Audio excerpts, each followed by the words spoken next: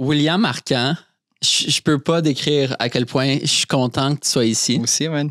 Parce que je t'invite toutes les saisons depuis la saison 1. Tu étais parmi les premiers invités sur la liste. Là, ça fait 4 saisons. Puis là, tu es déménagé à l'extérieur. Fait que je suis vraiment content de t'avoir maintenant. Merci à Bonjour Québec de commencer la saison et l'épisode. C'est grandement apprécié. Puis aussi aujourd'hui, tu es le seul invité de la saison qui voulait boire. Parce qu'on offre tout le temps la possibilité de boire. Puis Onopole, qui est une agence de vin d'artisans nature, fait sans compromis où chaque bouteille est gage de qualité, de durabilité et d'émotion, nous recommande des vins selon chaque invité cette saison et pour la saison prochaine.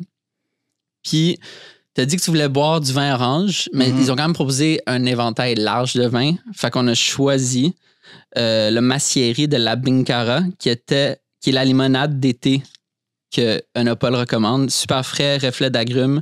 Ça vient du domaine de la Biancara en Vénétie. Ça vient chercher ton côté rêveur de sensibilité. Donc voilà. Cheers. J'aime bien la phrase. Merci d'avoir. Tellement down. Moi aussi. Let's go. Gage d'émotion. Très bon. Je tiens à dire que j'ai accepté de boire, mais je ne bois pas tout le temps. Là. J'ai l'impression, vu que je suis le seul invité qui a accepté de boire, on dirait que ça me donne une étiquette. Là. Faut dire que c'est l'heure de la journée. Je bois pas beaucoup. L'apéro est commencé il y a 10 minutes. Exactement. Donc voilà. Will, t'es un photographe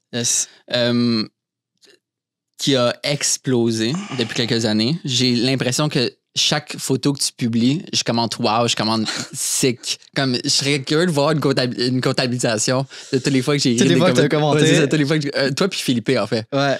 Chaque fois que Philippe, je suis un champion aussi, post, je suis comme damn. Mais c'est vrai que je te vois souvent dans les commentaires. Mais merci. C'est juste comme, on dirait que ça vient naturel. C'est comme mes doigts vont. Merci, même si ça fait longtemps qu'on se connaît. Autant de moi de mon bord, j'ai vu ton travail évoluer. Puis je pense que tu as vu le mien aussi. Oui, je me souviens à l'expo que tu avais faite, je pense, au Shoot Studio. Shoot Studio. Et ça, il y en a l'expo, du chemin. Là, c'était une expo, mais il y avait genre 2 shoots qui étaient exposés. Très couleur bonbon. Qui est un peu comme le début, on dirait, des couleurs vives. Je veux pas, c'est en quelle année l'expo? L'expo, c'était en 2017, si je me trompe pas. Puis je me souviens, je veux pas en parler maintenant, mais je vais revenir à cette expo-là, parce que je t'avais demandé c'était quoi ton plus grand rêve à ce moment-là, puis je me souviens de ta réponse. Tu t'en souviens? Oh, wow. Puis on va en parler, voir si ton rêve évolue. Wow, j'aime ça. Juste pour faire un petit résumé de qu'est-ce que tu fais des portraits. Tu as shoot Kate Renada, Charles Cardin, Hailey Bieber, Daniel Kaluuya, Georgia Smith, Chris, Skepta. Tu as fait le cover de Rolling Stone. Il y a une expo au Musée McCord présentement sur des photographes contemporains québécois portraitistes et je trouve qu'ils décrivent vraiment bien ton style. Ces images sont souvent caractérisées par une palette de teintes vives, acidulées ou pastel, créant selon lui une harmonie entre le contemporain et le nostalgique. Puis quand j'ai lu ça, je suis comme, c'est tellement parfait. C'est moi qui l'ai écrit. Ben oui, clairement. En tout cas, on se décrit, tu sais. Ouais. Mais ça regroupe vraiment différentes manières. En fait, comment dire, ça simplifie ton style dans une phrase. Puis je suis comme, c'est tellement ça. Je pense que mon travail, c'est un mix. C'est ça, mes inspirations, en fait, c'est la nostalgie. Je pense que le côté nostalgique, c'est dans les couleurs pastel, dans les teintes qui peuvent te faire penser à des vieilles images. Puis le contemporain, c'est plus le côté plus pop culture, d'avoir des images vraiment avec un gros impact. Puis j'essaie de juste créer avec tout ça des images qui vont durer le plus possible dans le temps. C'est fou que tu dis ça parce que justement, je l'ai déjà dit au podcast, à point que j'ai assez le temps de faire des images qui vont durer longtemps. C'est tough. C'est tough. Ouais, c'est vraiment tough. Comment je sais pas si ça va durer dans le temps. Tu sais, on est quand même dans un petit espace de 10 ans, puis mes photos d'il y a 5 ans, je les montre plus, puis mon style a vraiment changé. Donc, j'espère que mes photos du moment présent vont durer le plus longtemps possible. Je suis tellement content de poser la question que je vais poser à l'instant, que j'allais poser plus tard, mais que je vais la poser maintenant vu qu'on en parle. T'es la seule personne que je connais qui, comme moi, s'inspire par Tumblr ou s'inspirait par Tumblr. Ouais, s'inspirait par Tumblr. Moi, je dis souvent que mon désir de faire des images qui durent longtemps vient de Tumblr, d'avoir vu des images, justement, des années 30, 40, 50, de Marilyn Monroe, de Picasso, qui, justement, perdurent le temps. Est-ce que tu penses que ton désir de faire des images qui durent longtemps vient de là? Non, ça vient pas de là. Je pense qu'on a peut-être un fil différent sur Tumblr.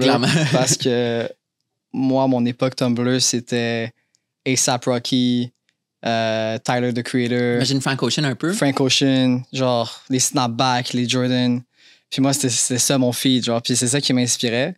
Puis à cette époque, Tumblr, ben après, je sortais dehors avec mes amis, puis on était tous habillés comme ça, justement. Puis on faisait des photos très esthétiques. Ouais. L'esthétique était comme le mot esthétique était très mis de l'avant aussi. Ouais. Contenant par-dessus contenu. Mm-hmm. Je pense que cette envie de créer des images qui durent le plus longtemps possible, c'est venu juste de photographes qui m'inspirent beaucoup aujourd'hui, mais qui ont peut-être 60 ans, il y en a qui sont morts. Puis leurs images, c'est encore les inspirations d'aujourd'hui. Ça, je trouve ça fou. Mm-hmm. C'est fou, c'est tellement sick de s'inspirer de photographes qui sont là depuis longtemps parce que justement, tu vois qu'est-ce qui perdure le temps. C'est de insane. reprendre ce qu'ils ont fait. Ouais. T'sais, moi, je me souviens plus c'est quel photographe, mais j'ai vu un photographe, après avoir publié Travailleurs, j'ai vu un photographe il a fait une série sur les travailleurs parce que c'est quand même une thématique récurrente au sein des photographes. Toi. Ouais. Puis pour elle, c'était tellement meilleur que mes photos. Je suis comme, waouh, c'est des images d'il y a genre 60-75 ans. Ouais. Je suis comme, waouh, c'est mieux que moi, c'est-à-dire, c'était de la bombe. C'était de la bombe, ouais, mais ton livre est insane aussi, là. Je suis content de mon livre, à la mais maison. Le fait que ça procure encore des émotions après des décennies. Je comprends. Penses-tu que ton livre il va durer pendant aussi longtemps? Non, pour la simple raison que je pense, tu sais, mes livres, je les ai quand même faits jeunes. Mm-hmm. Tu sais, je pense que Travailleurs, j'ai commencé peut-être à 24 ans. Mm-hmm. Je n'étais pas encore mature côté photo. Fait que si j'avais à le refaire, je le referais différent avec une lens qui est différente, etc. Puis mes critères de qualité, évidemment, sont différents. Oui. Mais justement, parce que j'ai fait jeune, je pense que peut-être, je vais dire ça à chaque décennie, mais j'ai l'impression que le prochain va être ou l'après-prochain va être le meilleur. Ben oui, c'est sûr. Mais tu sais, dis-toi que peut-être que ce photographe-là, je sais pas c'est qui, s'est dit la même chose, puis il savait pas que ces images allaient perdurer dans le temps. Mais je pense juste d'avoir un livre plus tard en carrière permet d'avoir plus d'expérience, plus de maturité. Ouais, clairement. Clairement, je sais pas si tu te souviens, j'avais sorti, je sais pas c'est en quelle année, mais il y a peut-être 5-6 ans, un journal. Ouais, moi je l'ai encore. Avec mon travail. Puis c'est la même chose. Je regarde les images, puis ça me parle plus du tout. Puis là, je suis comme, pourquoi j'ai sorti des images. Pourquoi j'ai sorti un livre aussi jeune?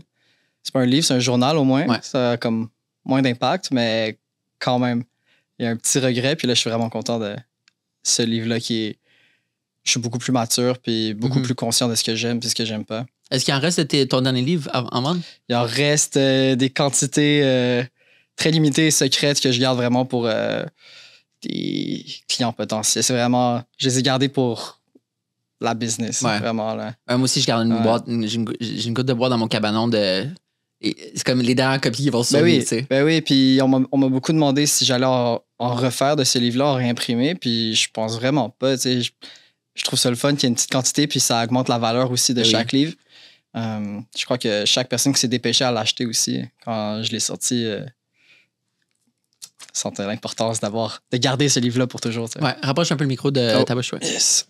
Tu dirais, comment tu décrirais ton état d'âme aujourd'hui, en 2024, comme côté carrière, en 3 mots? En 3 mots? Damn, c'est tough. Fier. Nice, ça c'est important, bravo. Ouais, fier. État d'esprit. Je sais pas si ça compte, mais fier. Les pieds sur terre. Nice. Puis je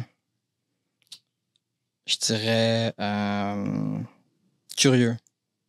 Encore. Ça, c'est un très bon trio. Ouais. J'essaye de rester vraiment curieux puis de continuer à évoluer. On est quand même chanceux d'être curieux. On dirait que c'est pas tout le monde qui est curieux, mais nous, on pourrait pas faire ce qu'on faisait. Je pense que j'ai pas toujours été curieux.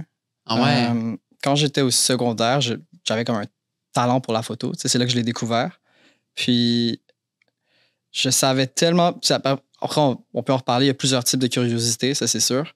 Mais je savais tellement que je voulais faire de la photo dans la vie que j'ai comme arrêté d'être curieux pour le reste. Puis, j'ai compris que je pouvais juste avoir passé de justesse tous mes cours. Puis, j'étudiais pas beaucoup. Je m'intéressais pas beaucoup à mes cours d'histoire. Puis, tout ça.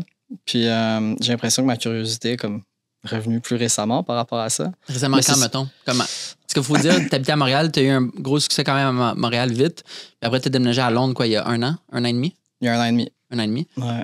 Fait que là, tu habites à Londres. Ouais. Là, tu es en vacances à Montréal, c'est pour ça qu'on ouais. Je pourrais pas mettre le doigt sur quand, mais je pense que ça continue à se développer, là. Mm-hmm. Puis j'ai une blonde journaliste qui fait de la vulgarisation pour les jeunes aussi. Puis elle m'apprend à tous les jours des choses. Puis je sais que aussi depuis qu'on est ensemble, je suis devenu comme 1000 fois plus curieux par rapport à tout. Donc vraiment grateful. Comment on va parler de Londres tout de suite. C'est un gros move pour ta carrière. C'est bold. Moi, pour vrai, j'ai un respect pour tout immigrant. Je pense pas que je te considère immigrant. Je pense que c'est un travailleur temporaire. On est des expats. Des expats. Mais tout immigrant qui va dans un nouveau pays, que ce soit forcé ou pas forcé, que ce soit désiré ou non désiré, il faut tellement de courage de recommencer à zéro, en quelque sorte. C'est sûr que d'avoir une agence signée à l'international, ça l'aide. C'est comment les différences de dynamique principales entre quand tu shootais au Québec puis maintenant que des shoots plus internationaux? Je te dirais que il y a beaucoup plus de pression quand même parce que je sais que chaque projet que je fais est vu par beaucoup plus de gens. Ça va aussi, je pense qu'il y a vraiment un momentum quand j'ai déménagé. Donc, ma carrière n'était pas au même endroit quand je suis parti de Montréal puis quand je suis arrivé à Londres, bizarrement. C'est un voyage, mais on était en plein dans une espèce de momentum où j'ai l'impression que ma carrière, elle allait vraiment vers de l'avant. Et je sais quand je suis arrivé à Londres, j'ai commencé à travailler avec des stylistes, des maquilleurs beaucoup plus pointus, peut-être avec un peu plus d'expérience dans ce grand milieu. Je sais pas c'était quoi la question exacte. Là, les différences de dynamique entre les shoots ici. Est-ce que tu sens que, mettons, c'est plus comme... Parce que j'ai posé la question, mettons, à Sophie Nellis. En fait, un commentaire que j'avais entendu souvent par rapport aux productions, mettons, québécoises puis américaines en cinéma puis en télé, que t'as beaucoup plus une hiérarchie dans le monde anglophone. Pas anglophone, mais je veux dire américain. Je te dirais... Ouais, je pense dans mon milieu, en tout cas, il n'y en a pas vraiment. Ben, la hiérarchie, c'est ma réputation, peut-être, puis mon travail, mon portfolio. Fait que d'arriver à Londres avec un portfolio qui était quand même assez garni, ben, j'ai pas eu l'impression que je commençais de zéro. Je pense que j'avais déjà shooté avec Zara, avec Paul Menjos, avec des artistes comme Charlotte Cardin, qu'en France, les gens, ils savent quand même c'est qui. Fait que j'ai pas eu l'impression qu'il y a une hiérarchie. Puis même au contraire, quand je suis arrivé à Londres, les équipes créatives me faisaient beaucoup plus confiance que quand j'étais à Montréal. J'ai l'impression que pour la majorité, vraiment pas tous les shoots, mais pour la majorité des projets que j'ai fait à Montréal, les équipes créatives vont comme me pousser à aller dans une direction que j'ai souvent eu l'impression que... En fait, je me suis souvent posé la question pourquoi c'est moi qui ai engagé pour faire ça, parce que ça ressemble plus trop à ce que je fais. Je comprends. C'est pour ça que je partageais surtout mes projets personnels quand j'étais à Montréal. Et depuis que j'ai déménagé, j'ai l'impression que les gens respectent beaucoup plus ma vision, me font beaucoup plus confiance, font confiance à mes idées, puis ça fait en sorte que je me laisse beaucoup plus aller. Puis oui, la pression il y a plus de monde qui voit mon travail, mais en même temps, je peux m'exprimer un peu plus. Ah, c'est fou, ça. Ouais. Je l'ai même pas vu. Moi, suivant ton travail régulièrement, j'ai même pas vu la différence entre des projets publier des projets personnels à publier des projets plus professionnels. Ben, la différence, c'est que avant de déménager, ce que tu voyais sur mon Instagram, c'était beaucoup de projets personnels. Ouais. Et maintenant, j'ai même pas eu le temps de faire un projet personnel dans la dernière année. Puis c'est juste des projets pour des marques, pour des magazines, mais que je m'amuse, puis je finis la journée, puis je suis super fier, puis j'ai hâte de partager ces images-là. Comment vois-tu ton futur par rapport à être à Londres? Est-ce que c'est une réponse comme définitive depuis longtemps, dans le sens où est-ce que c'est quelque chose qui est encore en train de mijoter? Mon futur à Londres? Ouais. Ben, j'y vais vraiment au jour le jour, là. Mais en ce moment, c'est décidé. Là, je vais finir En fait, j'ai un visa en ce moment qui s'appelle le Youth Mobility Scheme, qui est un visa pour les moins de 30 ans. C'est un visa de travail de 2 ans, dans le fond. Qui est renouvelable depuis cette année pour 1 an de plus. Mais mon visa finit et là, on pense à déménager à Paris. Oh, wow. Ouais. Je pense que depuis que j'ai déménagé à Londres, oui, il y a En fait, Londres, c'est une grande ville créative, mais depuis le Brexit, ça a un peu tout chamboulé la business là-bas. Pour des stylistes, c'est beaucoup plus difficile de faire venir des vêtements. Pour les productions, ça coûte un peu trop cher de faire des projets là-bas. Donc, à moins que tu veux vraiment le scenery de Londres pour ton projet, pour ta campagne, les gens, ils shootent de moins en moins là-bas, malheureusement. Et tout se passe à Paris. Donc, là, je suis en mode... j'ai juste envie d'essayer. Je pense que j'ai fait... Je pense que je me suis prouvé à moi-même que je pouvais déménager dans un nouveau pays puis faire un nom. Mais maintenant, j'ai l'impression que la suite logique, c'est d'aller à Paris. Puis je suis pas le seul. Il y a beaucoup, beaucoup d'artistes qui déménagent à Paris en ce moment. Il y en aura peut-être un peu trop. Mais on verra. Puis j'imagine qu'il y a une certaine facilité côté papier pour la relation Québec-France. Un quoi? Une facilité côté visa. Oui, clairement. Puis ma blonde est française, elle est née en France. Ouais. Ah ouais? Elle est née là-bas? Elle est née là-bas. Wow. Elle a grandi au Québec, fait qu'elle est québécoise. Ouais. Mais ses parents sont français. Ses parents ont l'accent français encore. Puis on pense à des options là, se paxer ou trouver une faille pour faciliter le visa. Là. Ouais. Comment tu vois ta relation à Montréal dans tout ça? Ben, je vais revenir à Montréal. Comme pour vivre? C'est sûr. Genre là, je suis là pour un mois. Je suis là pour des vacances. Puis ça me fait juste réaliser à quel point je me sens bien ici. Puis je suis plus moi-même aussi. Je suis proche de ma famille. Je suis proche de mes très bons amis. Oui, je me fais des amis dans d'autres pays, mais j'ai l'impression que mon core, my people, c'est les gens qui sont ici. Ouais. Je vais revenir à Londres. Je vais revenir à Montréal, c'est sûr. C'est peut-être plus quand ça va être le temps d'avoir une famille. Ouais. Mais c'est comme... Ça implique... je veux pas être genre un père absent qui va toujours voyager pour le travail. C'est que ça, c'est comme la grande question pour plus tard. Mais aussi. Est-ce que tu as peur de la non-stimulation entrepreneuriale de revenir? Dans le sens où maintenant, tu as tellement des gigs internationales? Ouais. C'est que je me vois plus travailler ici. Ouais. Je me sens mal de dire ça. Mais on peut comprendre. Mais ouais, je me vois comme... En tout cas, pour l'instant, je me vois plus travailler ici. Fait que c'est sûr, le but en ce moment, c'est d'amener ma carrière à un niveau où je peux me permettre dans le futur de partir une fois par mois, faire un projet, puis revenir, puis vraiment juste profiter de ma famille puis mes amis. Ça, c'est le grand rêve. Ouais.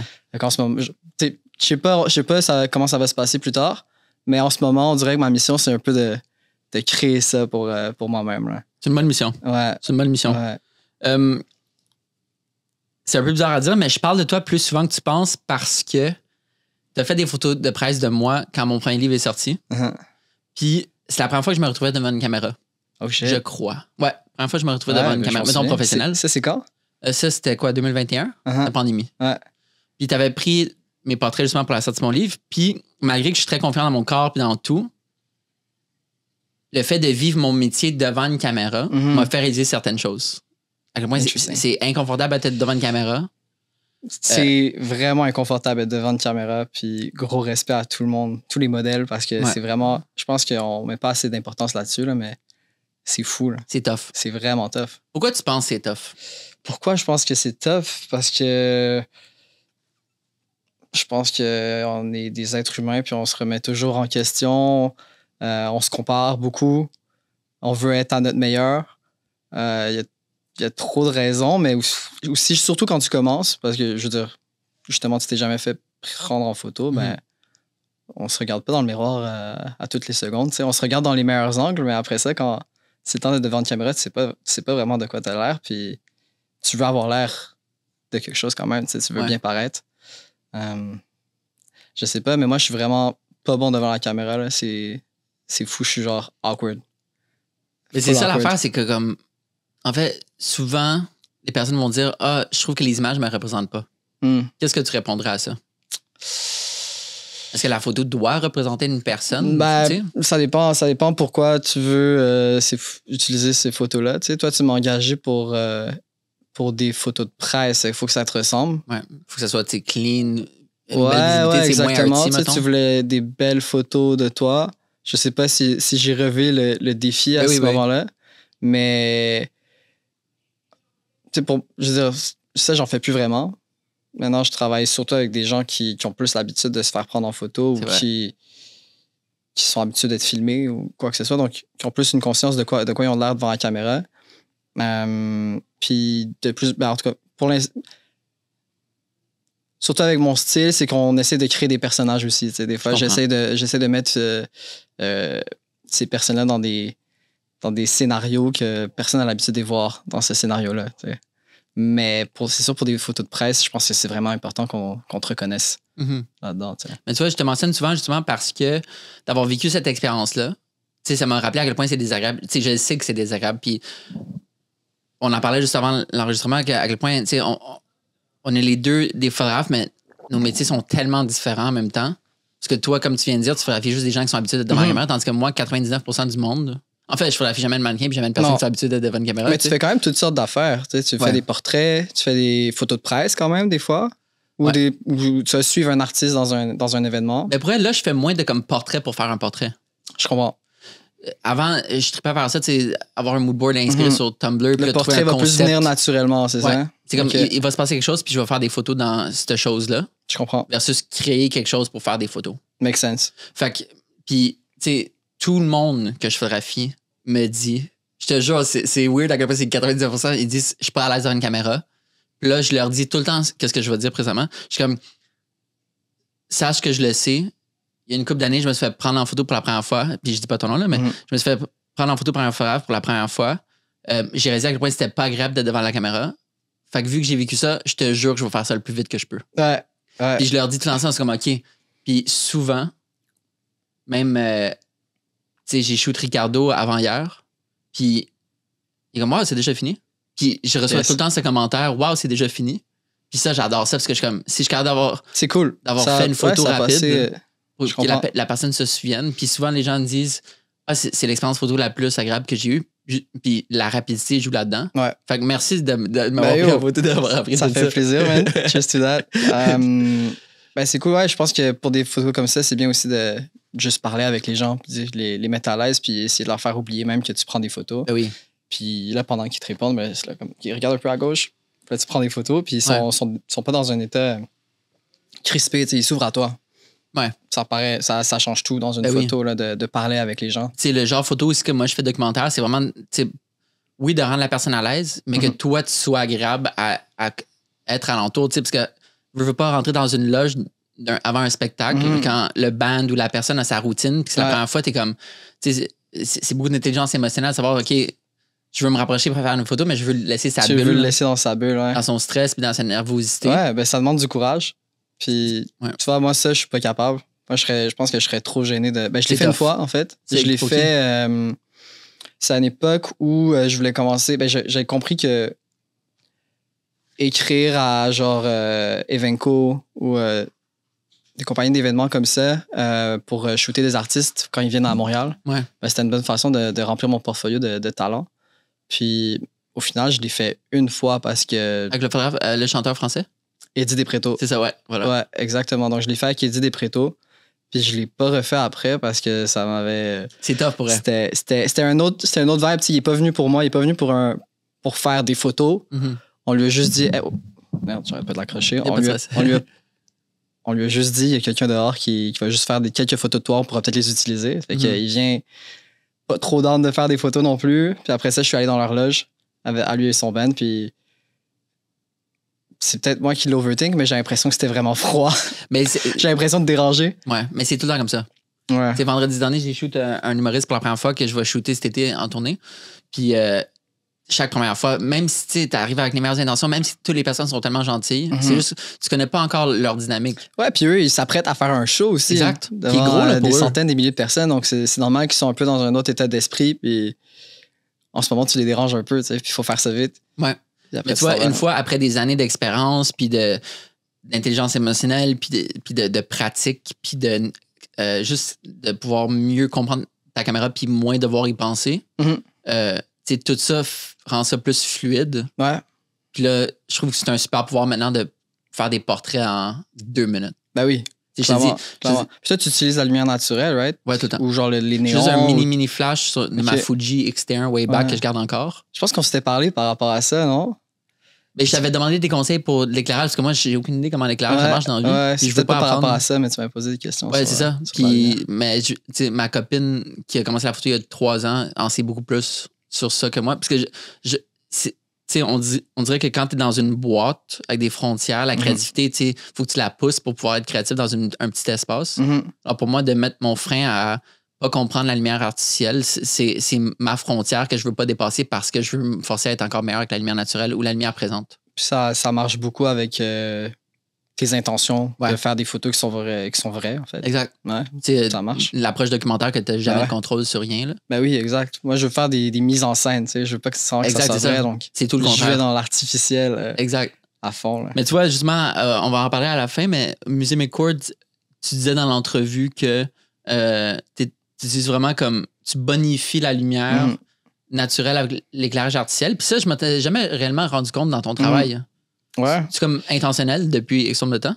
Ouais, ben ça a toujours été ça. En fait, moi, c'est la lumière, c'est ma chose préférée dans le monde. Ouais. Je pourrais nommer ça comme une passion même en dehors de la photo. Tu sais, si je voyage, je suis comme impressionné des fois de voir comment un soleil va taper sur une voiture. Genre, ou même par pays. C'est un peu bizarre parce que c'est le même soleil. Chaque pays a son soleil aussi, sa couleur atmosphérique. Ben oui, exactement. Puis d'ailleurs, je trouve à Montréal, le soleil est comme un peu froid. Ah ouais? Ouais, wow. J'aime pas trop le soleil à Montréal. Ah ouais? Pour des photos, là. Ouais, c'est fou, ça.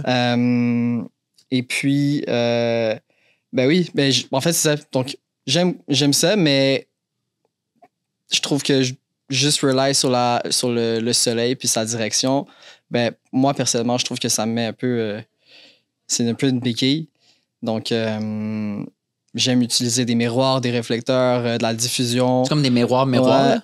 Ouais, des miroirs, mais tu sais, c'est vraiment des accessoires pour des éclairagistes. Là. Il y a des miroirs avec des diffusions dessus. OK. Tu vois, je savais même pas. Ouais, il y a toutes sortes d'affaires. Là, puis maintenant, il y a des diffusions que tu pèses sur un bouton, puis ça va devenir transparent ou tu vas changer le niveau de diffusion. C'est rendu... T'aimes ça, gérer ça? Débile. Moi, j'adore ça. C'est... D'avoir le contrôle là-dessus, c'est comme un super pouvoir, en fait. Puis, donc, au-delà de la diffusion et des réflecteurs, ben, des fois, j'aime, mettons, sous-exposer mon image. Donc, si tu n'as pas de flash, ton image est juste vraiment sombre, mais ajouter un flash pour ramener la lumière sur le sujet, puis ça crée des scènes qui sont beaucoup plus dramatiques et qui marchent un peu plus avec ce que je fais. Tu vois, c'est ça que j'adore de nous deux, c'est que toi, tu trouves que c'est un super pouvoir de contrôler la lumière. Moi, je trouve que c'est un super pouvoir de pas contrôler la lumière. C'est drôle. C'est ça. De laisser la vie... C'est ça, juste laisser qu'est-ce qui va arriver, qu'est-ce qui va arriver, tu sais. Ouais, c'est fou. Mais comme qu'on disait, tu sais, d'être dans la loge, je trouve justement que, man, les caméras aujourd'hui, tu sais, ma Fuji X-T5 avec face tracking. Ouais. Avec eye tracking, left, right eye tracking, avec le joystick. Même ça maintenant, OK. Ouais. OK, damn. Maintenant, t'as aussi le mode comme oiseau, t'as le mode animal, face tracking animal. Fait que tout ça fait en sorte que c'est de plus en plus facile, justement, d'être dans un moment que la personne ne réalise pas, que tu la prends en photo puis tu la prends, tu sais. Ça, c'est vrai. J'imagine que sinon, à l'époque, tu finissais avec beaucoup d'images un peu hors focus. Il y en a encore beaucoup parce que je tire beaucoup la gâchette. Ouais, OK. Comme je l'assume. Ouais. Mais. C'est beau aussi, des images un peu floues. Ouais, c'est ça. Puis, on va parler après par rapport à la sélection. Mais quelque chose qui m'a surpris quand tu avais pris des photos de moi, c'est que tu shootes à 5.6. Ouais, ça se peut. Comme petite parenthèse technique, mais tu sais, moi, tout ce que je fais, c'est 1.2, 1.4. Ah ouais, OK. Tout. OK. Sauf, mettons, des paysages. Ouais. Je pense que ça vient un peu de mon background un peu plus commercial que. Et à l'époque où il n'y avait pas. De eye tracking, dans le fond. Ouais. Donc, le focus, il se faisait... C'est un petit point que tu décides où tu le mets. Ouais. Et si je shoot à 1.2, 1.4, ben, la majorité de mes images étaient hors focus et inutilisables pour un affichage de métro. Mais c'est vrai, hein? Donc, je pense que c'est juste cette habitude-là. Puis après, c'est juste un choix d'esthétique. Et c'est un style. C'est un style aussi. Des photographes...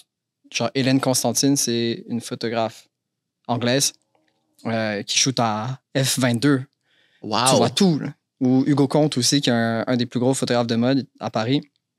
Il shoot à F22, F16. Puis wow! C'est magnifique, t'as l'impression que c'est une peinture, tu sais. Oh, wow! C'est une vieille peinture, il n'y avait pas nécessairement de flou derrière. Ouais, tout est sharp jusqu'à l'infini, des fois. Puis... je vais aller checker. En plus, j'avais pris en note au McCord, justement, toutes les inspirations de tout le monde, dans le fond. Ouais, mais il y en a d'autres, je vais t'en donner d'autres. Hugo Comte, je pense pas. Hélène, je l'ai nommé. Exact, Hélène, Hugo Comte, incroyable. Mais c'est ça, moi, je m'étais donné... Je me suis tout le temps donné le défi de check. C'est plus dur de l'avoir focus. mais quand tu l'offres, ça va être insane. C'est comme ça que je le vois, tu sais. Ouais, ben oui. Et surtout quand tu contrôles pas la lumière, justement, tu peux aller en FN2, tu sais, dans des shows là où ça met vraiment le focus sur le sujet que tu shootes. Tu sais, tu vois pas grand-chose qui se passe autour, mais tu comprends un peu la scène. Ouais. C'est cool. 200%. Je voulais parler d'Inspiré par Tumblr. Puis là, tu as répondu aussi à quel pourcentage de tes projets sont personnels maintenant, étant dans le brouhaha de l'Europe. 0%. Cette année, manque? Ça manque vraiment. J'ai la chance de faire des projets éditoriaux et commerciaux qui sont vraiment le fun en ce moment, mais ça me manque. Puis je pense que autant que c'est quelque chose que je déconseille à tous les jeunes, c'est de se mettre un peu trop de pression des fois quand tu commences une carrière, puis de juste te laisser aller. Mais je pense qu'en ce moment, je suis à un moment où je me mets un peu trop de pression pour mes projets personnels, puis je veux tellement que ce soit parfait que si le set designer ou le styliste n'est pas disponible pour telle date, ben pour moi, ça marche pas, puis je dois tout annuler. Puis après ça, c'est vraiment dur de faire fitter les horaires de tout le monde, puis je me laisse peut-être pas assez aller ou même, je pourrais faire des shoots vraiment simples avec 1 ou 2 personnes, puis je m'empêche un peu de le faire en ce moment, mais ça, c'est le travail personnel. C'est fou que tu dis des shoots simples avec 1 ou 2 personnes, parce que moi, il n'y a jamais personne. Il y a juste le sujet, puis là-dessus. Non, genre minimum 5 personnes en général. C'est fou, ça. Ouais. C'est vraiment comme, je trouve, c'est similaire à du cinéma. T'sais, dans le sens, t'es le leader, t'es le réalisateur du concept et de l'idée. T'es le chef d'orchestre. La dynamique est complètement différente sur un shoot que toi tu fais versus ce que moi je fais. Ben oui. Clairement, ben toi, c'est un moment avec quelqu'un, en fait. Ben, nous aussi, on a ça, mais entouré de beaucoup de monde. Ouais. T'aimes ce dynamisme de plein de monde? Ben oui, j'adore. Puis encore une fois, le fait que je contrôle un peu tout, je laisse pas grand-chose au hasard. Ben, si on n'était pas une grosse équipe comme ça, je pourrais pas amener mes shoots là où ils sont. Il y a tellement de petits détails que si c'est moi qui fais tout, ben j'ai pas le temps en fait de tout faire. Même mon éclairage, j'ai des assistants qui vont s'occuper de ça. C'est moi qui les guide. On collabore aussi, on se donne des idées, mais le fait qu'eux ils prennent le temps de s'occuper de l'éclairage, ben moi ça me donne un moment pour justement parler avec le talent ou les modèles ou parler avec l'équipe créative, brainstormer un peu, ou le client. Ouais. J'ai besoin de ces équipes-là, sinon c'est un peu trop de pression. Puis quel pourcentage des shoots tu élabores le concept? Mettons depuis la dernière année. Depuis la dernière année, je dirais tout ce qui est éditorial, donc magazine, c'est moi qui élabore les concepts. Et puis tout ce qui est commercial, comment ça fonctionne, c'est qu'il y a un client, il y a une agence en général qui est entre le photographe et le client et le photographe. Donc, l'agence, le client, la marque a son idée. Ils vont aller voir une agence qui peut peut-être mettre ça... Poli. Ouais, ben faire fonctionner ça. Puis eux, ils vont booker des artistes qui vont fonctionner avec les idées créatives. Mais l'idée est toujours très embryonnaire. Donc, ils vont aller voir un artiste qui est très proche de leur vision. Puis après ça, ils vont nous demander qu'est-ce qu'on ferait de plus. Ils veulent qu'on... Basé sur le premier moodboard qu'ils nous envoient, ils s'attendent à ce que nous, on leur envoie un deuxième moodboard avec toutes ces idées-là, mais à notre façon, rajouter notre grain de sel. À quel point tu fais tes retouches maintenant? Pour les projets personnels, je le fais. Ouais. Mais j'ai plus beaucoup le temps de le faire. Ouais, donc, on travaille avec des retoucheurs que eux, c'est un métier à temps plein. Ouais, ils font ça beaucoup mieux que nous. Puis, c'est pas nécessairement beaucoup de retouches. C'est juste que même pour des petites retouches minimes, ils vont faire en sorte que ça paraît pas que c'est retouché. Tu sais, je sais que j'ai des photos, surtout à l'époque, j'enlevais un petit bouton là, un bouton que tout le monde voudrait qu'on enlève. Ouais. Mais ça apparaissait que le bouton avait été enlevé. Ouais. C'était pas la même texture de peau. Donc, je sais pas pour toi, mais moi, au début, j'adorais faire de la retouche, dans le sens de faire de la colo, la post-prod. Ah, ben la colo, c'est différent. Ouais, c'est ça. Ouais. Tu fais ta colo? La colo, c'est moi qui fais ça à 100%. C'est un no-brainer. Ouais. Il n'y a pas un client qui va toucher les couleurs de mes images. Tu fais ta colo, puis après, t'envoies la retouche. Ouais, parce que ma colo, c'est mon style. Ben oui. Ouais. Au début, j'adorais faire ça. Puis j'avoue que la colo, j'aime encore faire ça. On dirait que quand t'arrives à des volumes qui sont tellement grands... Ah non, c'est pas le fun. C'est ça, ça devient plus le fun. Puis surtout, moi, je déteste faire des retouches. Ouais, ben je suis d'accord. Quelque chose que j'ai commencé à faire, de outsource ma retouche en Inde. En Inde? Ouais. Oh shit. Sur, comment ça s'appelle? C'est Fiverr? Je me fais continuellement, non, c'est pas une plateforme, je me fais continuellement pitch par email par des retoucheurs. Ouais, moi aussi. J'avais lu un livre par Tim Ferriss qui s'appelle 4-Hour Workweek qui n'est pas du tout relié à la photo. J'ai lu ça peut-être il y a 10 ans. C'est comme, yo, ton temps vaut plus que de faire des petites tâches qu'un technicien pourrait faire. Fait que, yo, c'est tellement pas cher. C'est surtout des trucs comme technique de comme, OK, enlève ces fils-là sur 10 images que je sais comment le faire juste pas prendre le temps. Faire ça en batch. Puis... Vu que c'est en Inde, je leur envoie, puis ils le font la nuit quand je dors, puis ils me le renvoient le lendemain matin. C'est malade. C'est tellement pas cher en plus. Moi, mon retoucheur est à Kosovo. Oh, wow. Ouais. Fait que ça doit encore moins cher, mais pas le prix de l'Inde. Non, c'est peut-être les mêmes prix. Non, parce que moi, c'est 2 $ par image. OK, non. Moi, c'est quand même... c'est un retoucheur qui fait des grosses campagnes, puis tout, mais je pense qu'il y a quand même pas les mêmes prix. Il donne des bons prix. C'est un prix d'Europe de l'Est, mettons. À la compétition. Ouais, c'est ça. Damn, OK. Ouais. Comment tu t'inspires maintenant si tu t'inspires plus sur Tumblr? Je m'inspire... je pense qu'avant, je m'inspirais beaucoup de Internet, tu sais, même Instagram puis tout. Puis je le fais un peu, mais j'essaie de m'éloigner un peu de ça parce que c'est toujours... Ça devient un loop. C'est un loop, vraiment. Ouais. Même Pinterest, c'est genre c'est un algorithme. Donc, ça montre ce que je veux voir. Donc, ça montre pas des nouvelles idées. Donc, il y a un site qui s'appelle Arena, ARE.NA. Je sais pas si tu connais. Non, jamais. Tous les moodboards, ils sont publics, dans le fond. Donc, tu partages tes moodboards avec tout le monde. Puis, comment ça fonctionne, c'est qu'à partir du moment où il y a une image qui t'inspire, tu cliques dessus, puis tu vois dans quel moodboard. Fait que il y a des fois, il y a des dizaines, trentaines, des fois, il y a 100 moodboards avec des thèmes différents parce que les gens sont inspirés par des détails différents de cette image-là. Il y a des designers graphiques qui aiment cette image-là, des photographes ou whatever. Puis, c'est infini, dans le fond. Donc, je tombe sur des moodboards qui n'ont rien à voir avec ce que je fais. Et c'est là que je trouve les idées les plus originales, des fois. Mais sinon, juste... des voyages, la vie, genre, j'essaye d'observer des gens, genre, j'essaie de tomber sur des moments que si j'avais pas ouvert les yeux, je les aurais pas vus, puis des fois, ça va me donner des idées. Wow, c'est fou, ça. Ouais. Est-ce que des fois, tu es en manque d'idées? Comme le syndrome de la page blanche? Au contraire, je pense que des fois, j'ai comme trop d'idées, puis c'est dur de digérer tout ça, puis recracher ça en quelque chose de vraiment clair. C'est comme des fois, ça va un peu dans tous les sens.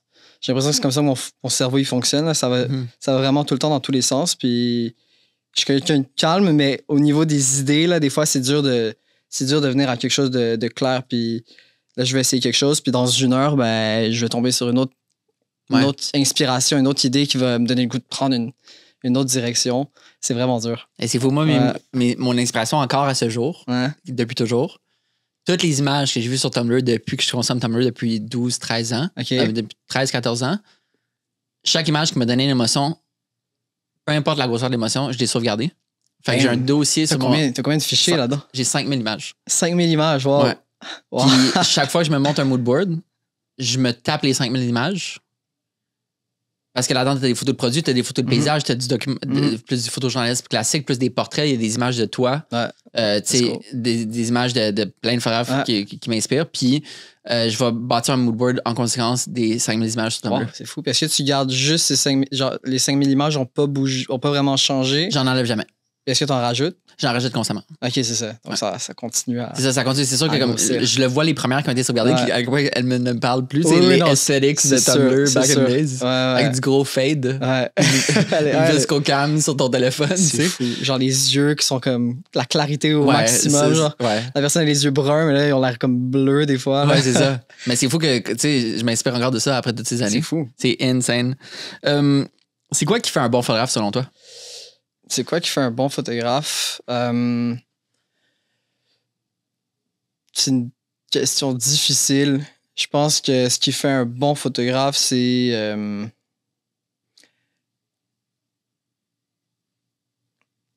c'est un mix de plusieurs choses. Mais après, c'est un photographe de quoi? Parce que... Mettons dans ton créneau. Ouais, c'est ça, dans mon créneau. Je pense que c'est un mix de beaucoup de choses. C'est sûr, il y a l'œil. Il y a le talent d'avoir quelque chose que les gens n'ont pas nécessairement. Une fraîcheur. Ouais, une fraîcheur, quelque chose qui va faire en sorte que pourquoi on engagerait toi plus que quelqu'un d'autre. Donc ça, c'est le plus important.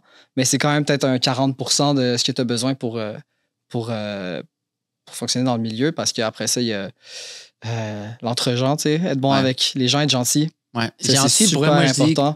comme, si tu vas avoir du succès aujourd'hui, quand les plus jeunes photographes me demandent, je suis comme, fais le plus de photos que tu peux, Man, puis sois gentil. exactement. C'est legit juste ça. J'aurais donné les mêmes conseils. C'est plus cool, surtout dans la mode, là, il y a eu une grosse tendance à être snob, puis pas respectueux, puis c'est tellement plus cool maintenant. Là.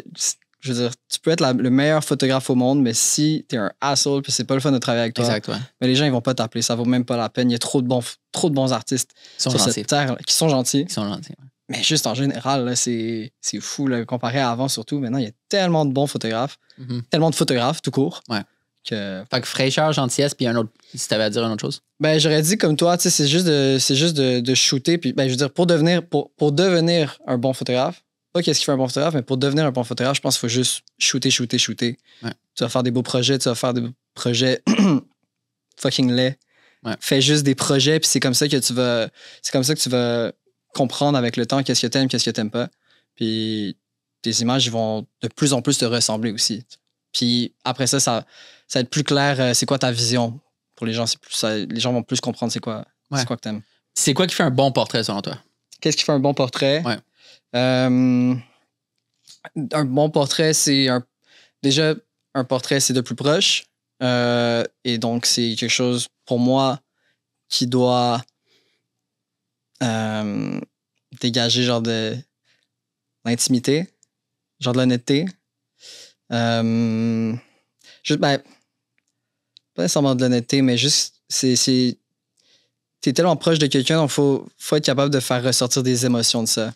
C'est tellement facile de faire des portraits qui ont pas de saveur. Mais c'est très, je veux dire, c'est subjectif. Difficile. Ouais, c'est vraiment subjectif. Même moi, je veux dire, tous mes portraits, au final, j'ai l'impression qu'ils sont différents, puis ouais, c'est vraiment difficile. Comment aujourd'hui navigues-tu entre numérique et argentique? Tu sais, quand toi, tu shoots digital? Ou juste digital? Juste digital. T'as jamais... Depuis que Zach Zoya est parti à LA, j'ai tout vendu. T'es quoi? T'as tout vendu le film? Toutes mes dizaines. Non. Puis avant, tu shootais... Je shootais comme une petite Contax pour lui. OK. Puis en fait, jetable, puis là, moins jetable. Ouais. Puis, mais ça, je me suis jamais tant lancé. Jamais lancé là-dedans. Je me suis dit que j'allais faire ça, tu sais, quand j'allais plus établi, mais là que ça va bien, je sais pas. Je préfère avoir une petite caméra numérique qui est vraiment pour le voyage, comme je me suis acheté une petite Fuji X100T. OK. Comme une X100V, mais il y a 10 ans, pour le voyage, puis ça, je trouve ça parfait. C'est du film. Non, c'est ça, c'est numérique. C'est une petite caméra digitale. À l'heure, elle filme. Là. En fait, tous les Fuji ont l'heure à film, mais on dirait que... Puis ils ont un film emulation aussi. Là. Ça, c'est cool. Il est bien fait. Ben, tu sais, quand j'ai commencé la photo, toutes mes inspirations, c'était du film. Puis j'essayais de recréer ça en digital. Puis surtout à l'époque, c'était impossible. J'avais peut-être pas l'expérience pour le faire. Même si j'ai toujours aimé jouer sur Photoshop. Et donc, à un moment donné, ben, je me suis juste lancé. Si toutes mes inspirations, c'est du film, puis j'essaie de recréer un peu ce feel-là. Pourquoi pas essayer? Donc, je suis tombé dans ce loop de films. Je me suis acheté comme plein de caméras. Tout le temps, genre, j'étais tout le temps chez les Photos Saint-Denis à acheter du film. Maintenant, c'est rendu la famille. Mais maintenant que je shoot beaucoup de projets un peu plus commerciaux, il y a tellement de photos à faire que je veux dire, même si je sais que ça serait peut-être plus beau en film, c'est pas assez reliable. Puis les clients, ils sont derrière moi, ils ont besoin de voir ce qu'on fait. Et je pense que c'est devenu... En tout cas, moi, je sais de plus en plus comment me rapprocher des couleurs, des teintes que j'aimais du film, tu sais. Donc, on dirait que j'ai passé de film à digital... de digital à film. Puis là, je suis un peu revenu dans le digital. Mais ce qui était vraiment cool du film... Ben, je shoot encore du film, c'est juste que c'est vraiment ça de moins en moins. Mais ce qui est vraiment cool du film, c'est le rythme auquel tu shootes. Parce que moi, je shoot en 120 mm. 120 mm, j'ai 10 à 15 clics par rouleau de film. Puis un rouleau de film, c'est rendu vraiment cher. Ouais. Donc, tu penses beaucoup à ce que tu shootes avant de cliquer sur sur le Shudder, dans le fond. Mais c'est ça que je pensais, tu sais, vu que tu joues des grosses campagnes maintenant, il y a de la pression. Je me suis dit que tu étais retourné en numérique parce que. Ouais, pas le choix, mais quand même, mon travail, c'est un mix des deux. Des fois, je vais amener ma caméra film on-set, je vais prendre quelques clics, puis des fois, ça me donne une petite référence pour retrouver les couleurs que j'aime. Ah ouais, je comprends. Je pense que ça aide beaucoup. Tu sais, c'est facile de mettre 2 photos du même setup en digital et en film et essayer de se rapprocher. Mm-hmm. Tu sais, c'est un bon trick. Mais je pense que avec le temps, je commence à vraiment trouver mon style en digital. Le but, pour moi, c'est que ça ait l'air le moins digital possible. C'est ça le grand défi. Des fois, c'est un peu trop sharp. C'est quoi le logiciel que tu utilises pour ta colo? C'est un mix de Capture One, qui est le logiciel... c'est genre un peu le standard de l'industrie maintenant, dans le commercial. Ouais. Parce que c'est le logiciel qui est le plus reliable aussi pour shooter avec ta caméra connectée à l'ordinateur. Ouais. Et Photoshop. Donc, c'est un mix des deux. Je commence sur Capture One. Ouais. Il y a des petits trucs que je sais que je peux faire là-dessus. Et après, la finition, c'est sur Photoshop. C'est quoi? C'est Lightroom, j'imagine? Ouais, Lightroom. Ouais. Tu vois, cette semaine, j'ai vu un reel des changements de termes et conditions de Adobe. Mm-hmm. Puis là, le reel, il exagérait, là, que comme on perdait tous les droits de nos images, puis que Adobe pouvait se servir des images, puis tout. Pour le AI? Ouais. Mm-hmm.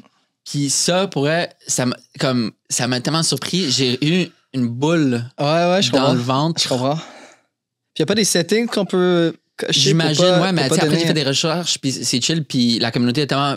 Il y a tellement eu un gros backlash que Adobe, c'est comme réexpliqué. Ça fait peur, ça, man. Mais ça m'a fait réaliser que moi, ça fait peur que toute ma carrière dépend sur un logiciel. Ouais. Que si eux autres décident de devenir vilains puis avoir les droits sur mes photos, je suis comme. Wow, faudrait que j'aille Capture One. Ouais, faudrait faire genre des screenshots puis pas enregistrer nos images sur le logiciel. Mais ça m'a tellement fait peur, je suis comme wow, je suis dans la marde pour le vrai, tu sais. Après, je veux dire, si t'es dans la marde, tout le monde est dans la marde. Mais c'est ça. Je veux dire, je pense pas que ça va se passer, tu sais. Mais c'est ça. Mais quand même, ils poussent un peu à la fois. De savoir qu'ils ont ce contrôle-là quand même. Ouais. Surtout que c'est un subscription-based versus un one-time payment. C'est crazy. Une question que je voulais te poser depuis longtemps, c'est petite mise en contexte. Je trouve qu'en photographie documentaire, c'est facile d'avoir un purpose. Dans le sens où, quand je vais couvrir une révolution au Liban, je comprends bien mon purpose d'aider les révolutionnaires contre la corruption et tout. Puis, je combine à ça des discussions que j'ai eues avec ma copine qui, elle, shoot des produits. Qu'elle, des fois, elle trouve ça difficile de trouver un purpose, de shooter des produits. Ouais. Que ce soit des couvertes, que ce soit des chandelles, etc. Puis, j'essaie de la rassurer de la manière que je l'ai rassurée. Mais je ne veux pas le dire parce que je vais te laisser répondre avant. Mais comment tu trouves ton purpose? Est-ce que pour toi, c'est facile de trouver ton purpose en photographie, fashion éditoriale? Ou comment ça a évolué au fil du temps aussi? Je pense que mon purpose à l'époque, je veux dire, la passion, c'est la photo, tu sais. Fait que j'ai l'impression que le purpose est très personnel. C'est juste de créer des images qui me rendent tellement fier, tellement heureux. Puis ça a toujours été ça. Puis à partir du moment où j'ai su que je pouvais faire de l'argent avec ça, puis que j'ai un peu vu, il y a une compétition aussi un peu. Tu sais, c'est très sain, selon moi, mais il y a quand même une compétition. On est quelques photographes qui font la même chose. C'est de me prouver à moi-même que j'étais capable puis d'aller vers de l'avant. Tu sais, je pense que mon purpose à l'époque, c'était vraiment ça. Dernièrement, j'ai l'impression que mon plus grand purpose, c'est d'inspirer les gens. Devenir un peu créer les inspirations de plus tard. Puis je vois beaucoup, tu sais, surtout sur les réseaux sociaux, mais le nombre de photographes apprentis, des jeunes photographes émergents que j'inspire. Puis maintenant, j'ai l'impression que à partir du moment où j'ai commencé à voir ça, ça a un peu tout chamboulé mes valeurs, peut-être. Pas mes valeurs, mais ça a changé un peu ma vision de pourquoi je faisais ça. Puis je trouve d'inspirer les gens, c'est la plus belle chose, parce que moi, j'étais inspiré par des gens, puis c'est un peu grâce à ça que je me suis rendu là. Donc, j'ai l'impression que c'est un peu un devoir que j'ai d'inspirer les gens. C'est fou, parce qu'un de tes meilleurs amis, Philippe, Chien Champion, il a dit la même chose. Ah ouais? Ça m'étonne pas. Wow. Ça, on a grandi ensemble là, à partir du secondaire, donc je pense que nos valeurs sont sûrement assez proches. Ouais. Une question que ma copine voulait absolument te poser. OK. Et je suis ça. Attends. Toi, qu'est-ce que tu as dit à ta copine? J'ai dit que ses clientes sont majoritairement femmes. Et donc, d'aider des femmes à lancer puis à avoir une croissance d'entreprise et donc d'avoir un impact sur le féminisme sociétal. peut devenir son purpose. Puis il est comme, je l'avais pas vu même. It makes sense. Ouais. Très cool. La question de ma copine. OK. C'était comment de shoot avec Hailey Bieber? Tu sais, on m'a posé combien de fois cette question? Non, mais je sais. C'est pour ça que c'est pas moi. C'est pas moi, c'est ma copine. Elle est vraiment chill. Ben déjà c'était fou, là. Genre. Est-ce que tu t'es pincé quand Ouais, mais t'as encore su? aujourd'hui, c'est quand même fou que j'ai shooté Hailey Bieber. Pour sa propre compagnie. Pour sa propre compagnie, ce qui est insane. Puis elle était tellement chill, mais je pense aussi, tu sais, j'ai pas eu l'occasion de la shooter dans d'autres scénarios, mais le fait que c'est sa propre marque, tu vois qu'elle est vraiment hands-on, puis elle a le goût d'être là, elle est vraiment contente d'être là, puis elle a son mot à dire sur chaque petit détail. Ce qui est vraiment cool, ça fait en sorte j'ai pu brainstormer avec Hailey sur plusieurs idées. Et elle est juste vraiment chill. T'sais. Au final, à partir du moment, je pense que le matin où je me suis réveillé avant d'aller au studio, il y a ce petit stress-là parce que je m'apprête quand même à rencontrer cette superstar, mais quand tu arrives là, je veux dire, c'est une personne comme une autre, puis vraiment laid back. Mais Hailey est arrivée à midi parce que en matinée, on shootait Ariana Greenblatt. Je connais pas. C'est la petite fille dans Barbie. OK. La jeune, un peu genre sassy. Là. OK. T'as-tu vu Barbie? Non, j'ai pas vu le dernier. Bon. Les gens vont comprendre. Puis, donc, on la shoot en avant-midi, puis Hailey, elle arrive à midi pour qu'on la shoot en après-midi. Et il est midi, puis je suis à l'ordinateur en train de faire la sélection, regarder ce que j'ai fait avec Ariana. Et j'ai juste vraiment l'impression qu'on me regarde. Puis quand j'ouvre les yeux, c'est Justin Bieber qui est là. Lol. Qui est en train de me regarder. Puis moi, genre... en général, j'ai pas de pression à shooter les célébrités, peut-être parce que je sais que je vais les shooter, puis ils vont être là pour le shoot, puis je sais pas, ça me stresse pas vraiment. Mais... j'ai genre immédiatement baissé les yeux en mode genre what the fuck, genre c'est qui c'est Justin Bieber qui me regarde. Puis c'est la première fois que j'ai vraiment eu un starstruck sur une célébrité qui est devant moi. Finalement on s'est parlé puis tout ça là, mais c'est jamais arrivé avant. C'est fou. J'ai comme une espèce de, je sais pas pour toi, mais j'ai eu une relation amour-haine avec ce gars-là depuis que je suis tout petit. Fait que bizarrement il était vraiment présent dans ma vie depuis ma tendre enfance. C'était weird. Mais pensez, partout où est-ce que lui va, c'est ça. Les gens ouais, ils peuvent pas être indifférents. Il sent les gens agir différemment. Ouais. C'est weird. De par tous ses accomplissements. Ouais. J'adore avoir ce stress de matinée avant d'aller à un shoot. Ouais. Puis j'adore la journée que j'ai compris que le stress, c'est naturel dans ton corps de créer plus d'énergie pour pouvoir affronter la situation. Je suis comme, merci d'avoir ce stress. Il faut. C'est tellement fun de justement transformer cette énergie en des belles images. Ouais, je trouve les journées où je suis pas assez stressé, bizarrement, je me donne. C'est pas un stress, mais c'est une pression un peu que je me mets moi, que je me mets sur les épaules parce que je veux tellement que le shoot soit on point. Mais les journées où je m'en mets pas assez, j'ai l'impression que je vais pas me donner autant. Ouais, c'est ça. Puis des fois, je fais dans la journée un peu déçu. Et je pense que c'est vraiment important de se mettre cette pression-là ou ce stress, dépendamment de comment tu l'interprètes. Tu prends ça un peu plus au sérieux. Ouais. Une autre chose que je voulais te parler depuis longtemps, c'est souvent je dis que on dirait que dans la photographie documentaire du moins au Québec, il n'y a pas tant de compétition dans le sens où on est peu. On est tellement peu. Je pourrais te nommer 10 photographes fashion montréalais. Je pourrais pas te nommer 10 photographes documentaires montréalais. Je pourrais pas non plus. Puis toi, t'es là-dedans. Mais c'est ça. Damn. Fait que c'est fou. Je trouve, tu sais, on dirait que de mon point de vue, étant dans un créneau photographique différent, il y a tellement de compétition dans les portraits. Tu sais, je pense au Sacha Cohen de ce monde, je pense au Alexia Lumeur, à toi, etc. Ouais. J'essaie de comprendre le tout. Tu sais, pourquoi il y a un engouement à faire des portraits en studio. Quand moi, en studio, ça m'excite zéro parce que je suis comme. En plus, je suis sûr que tu vas dire le contraire. Je suis sûr que tu vas dire en studio, il y a mille et une possibilités. Ouais, oui. Tandis que moi, je suis comme non, il n'y a pas de possibilité, il y a des murs. Pour moi, les possibilités sont dans le monde extérieur. Ouais. Puis je me souviens, Rupert Lamontagne, il avait déjà dit que la planète est un énorme studio. 100%. C'est drôle que tu parles de Rupert parce que c'est une des premières personnes au Québec qui m'a comme inspiré, qui m'a fait réaliser que tu pouvais rêvasser puis aller vraiment loin avec ta carrière. Puis je pense des photographes de notre âge, il y a inspiré beaucoup. Ouais, je pense que ça, il est un petit peu plus vieux que nous, peut-être. Puis des images de Charlotte vraiment jeune. Marie-Lou Bélanger vraiment jeune. Beaucoup. OK, ouais. Pourquoi tu penses justement cet engouement de beaucoup de photographes vont vers le fashion? Le fashion, c'est la pop culture. Je pense que c'est aussi simple que ça. Je veux dire, c'est un moyen, tu sais, au final, je pense que toi, tu navigues assez bien, puis tu as la chance de rencontrer des artistes même qui t'inspirent et tout ça. Mm-hmm.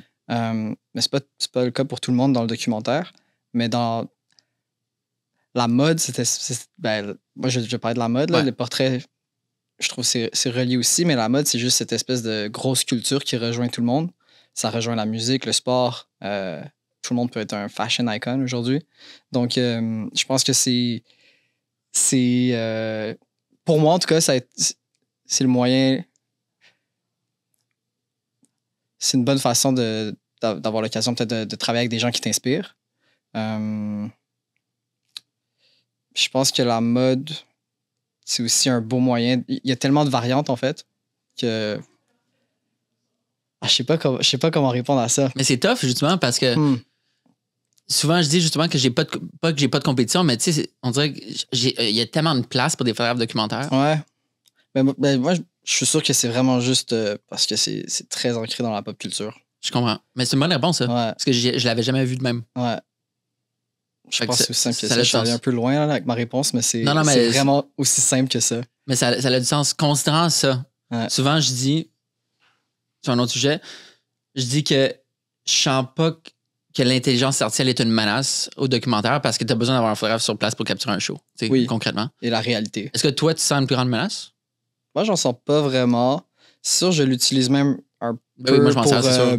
Brainstormer des fois. Si j'ai vraiment une image en tête, je vais aller la créer avec des mots, tu sais. Mm-hmm. Même sur Photoshop, il y a de l'intelligence artificielle maintenant qui facilite la vie à tout le monde. Qui accélère le processus. Qui accélère le processus. Pour l'instant, ça me fait pas peur, mais j'ai vu des artistes AI maintenant qu'on appelle, genre des espèces de real AI qui ont fait des campagnes pour des grosses marques, genre avec LeBron James, par exemple. Et au final, il y a des DOP, des réals qui avaient fait des projets avec LeBron James auparavant, qui ont fait comme « Wait a minute », genre, j'ai reconnu ma shot dans ce AI-là qui a finalement fait une espèce de copier-coller de scène qui existait vraiment. Wow. Et le fait que là, c'est concret, genre, ils se sont fait voler leur travail. Mm-hmm. C'est sûr, ça fait peur. Personnellement, en photo, en ce moment, je me sens pas vraiment en danger, mais ça va tellement vite, là. Ça va tellement vite. Tu vois, là, on est encore capable de dire, tu sais, ma mère m'a envoyé une photo sur Instagram ce matin d'une bibliothèque, parce qu'elle m'envoie des belles bibliothèques. Mm-hmm. C'est un peu weird, là, comme dit, mais allô, maman. Ouais. C'est son hobby, genre? C'est juste j'ai tellement de livres, fait qu'on essaie de trouver une manière de comment présenter les livres, parce que je commence à en avoir trop. Puis là, elle avait pas remarqué, c'est une image générée par l'intelligence artificielle. Fait que j'ai dit comme, oh, merci de me le dire. Ça m'est arrivé. J'ai eu des choses similaires dans ma famille. Puis même, genre, des babillards, mettons, dans le REM. Je marchais sur des quais, puis je voyais au loin comme un babillard d'autobus, mais dans le REM, puis je suis comme, waouh, ça, c'est une vraiment belle vieille femme, tu sais, qui a bien vieilli avec des beaux rides de vieillesse, de sourire. Je m'approche, je suis comme, oh, damn. C'est tout du AI. C'est tout du AI. Wow. Et même sur les babillards d'autoroute, maintenant, je remarque le AI. Fait que toi, tu les vois, les campagnes à l'extérieur qui sont en AI. Ouais. On s'entend que c'est pas des grosses compagnies dans le sens où non, mais compagnies qui n'ont pas nécessairement les moyens. Ça. Après, je pense que tous les deux, on est peut-être à 10 ans d'expérience, puis je pense qu'on est rendu à un point où les gens nous connaissent un peu plus, mais je pense que pour un photographe émergent, c'est une compétition directe, les AI, parce que tu ne cherches pas encore des gros prix, tu n'as pas encore cette grande réputation-là qui fait en sorte qu'un client veut vraiment travailler avec toi. Mm-hmm. Tu fais plus exécuter. Puis, pour exécuter, ils ont aussi leur ami Midjourney qui va créer des images tout aussi belles au final. Ouais. Peut-être sûrement qu'ils vont te faire vivre zéro émotion. Mais tu vois, j'en parlais avec Zoya à quel point que, tu sais, la photo, c'est tellement pas vieux. C'est moins de 200 ans de vieux. Mm-hmm. Clairement, nos métiers sont des nouveaux métiers qu'on exécute via un outil qui est une caméra. Peu importe comment la caméra évolue. Ce qui est complètement fou, là. Chose qui est complètement fou. C'est fou qu'on puisse c'est hallucinant. vivre de prendre des photos. Avec des lentilles qui vont changer le style. Puis comme tout ça est fou, oui. Mais tu sais, il va y avoir des artistes d'intelligence artificielle que eux autres vont être des spécialistes d'exécuter des commandes. Ouais, il y en a déjà. C'est comme des pros des keywords. Là. Exact. Fait que je serais pas surpris si ça devient un métier plus tard, tu sais. Ah oui, plus reconnu. Puis... Je pense que, ouais, clairement. Ça va devenir un métier plus commun, je pense. Ouais. Ouais. Une autre question par rapport à l'écosystème de photographes que je voulais te demander. Souvent, je dis que comme on dirait que je connais tellement peu de photographes plus âgés que nous autres dans la quarantaine, cinquantaine. On dirait que la majorité des photographes que je connais, pas que je connais personnellement, mais dans le sens que j'entends parler, ont tous notre âge ou sont jeunes ou sont avant 40 ans. Moi, je suis pas d'accord. Mais c'est ça. Je pense, c'est parce qu'on vit dans la bulle Instagram. Ouais, 100%. 100%. Parce que quand tu sors de ça, puis je pense que moi, j'ai découvert beaucoup de photographes plus âgés au Québec à cause de la compétition, parce qu'on partage des clients similaires. Donc, j'ai appris, j'ai entendu les noms les de ces Max Abadian de ce monde. Exactement, que tu as vu. En fait, tous ces photographes-là qui étaient à l'expo du musée, qui sont à l'expo du musée McCord, ils font partie de cette génération-là. Puis, il y en a beaucoup. Il y en a vraiment beaucoup. Il n'y en a pas beaucoup qui vivent encore de ça, parce que je pense que la mode a changé aussi. Mais c'est ça l'affaire. Mais il y en a quand même. Hein. Puis ici, un bon exemple, Normand Jean-Roy. Ouais. Ça, j'avais jamais entendu son nom. Pour être honnête, moi, j'ai entendu... je connais très bien son travail depuis des années, mais je savais pas que c'était Normand Jean-Roy. C'est ça. Je pensais que c'était Norman Jean Roy. Je pensais que c'était un boy des États-Unis. Ouais. C'est by the way, parenthèse, qui est un grand photographe québécois que moi, j'ai découvert la semaine dernière au musée McCord, qui a fait plus de photos comme juste un énorme portfolio. C'est un des plus gros photographes de mode au monde. Ouais. Puis québécois. Puis québécois. Déménagé à l'extérieur. Et ouais, il a passé pas mal toute sa vie à l'extérieur, mais c'est un photographe de Sherbrooke. C'est insane. C'est fou. Ouais, fait que ça, c'est inspirant. Mais j'en connaissais quand même beaucoup des photographes un peu plus âgés. Puis je pense que la bulle Instagram fait en sorte que aussi, je veux dire, tu regardes ce que tu aimes. Je pense que peut-être que ces photographes plus âgés-là, ils ont peut-être un style qui te parle un peu moins, je pense. Mais t'as mis un point, par contre, que ils vivent peut-être moins de leur art. Mm-hmm. Comment tu vois comme la pérennité d'une carrière photo? Tu penses que c'est comme un rush de genre 20 à 40 ans? Que t'as la fille des trends, t'es plus ouvert d'esprit, t'as moins de vie de famille? Non, je pense que c'est... Ceux qui sont au musée, ils vivent. Ouais, clairement. Ils vivent de leur art. Puis je pense que c'est des bons exemples de personnes qui se sont mis à jour sur... il faut rester authentique, mais il faut quand même répondre à une certaine demande ou utiliser les réseaux sociaux.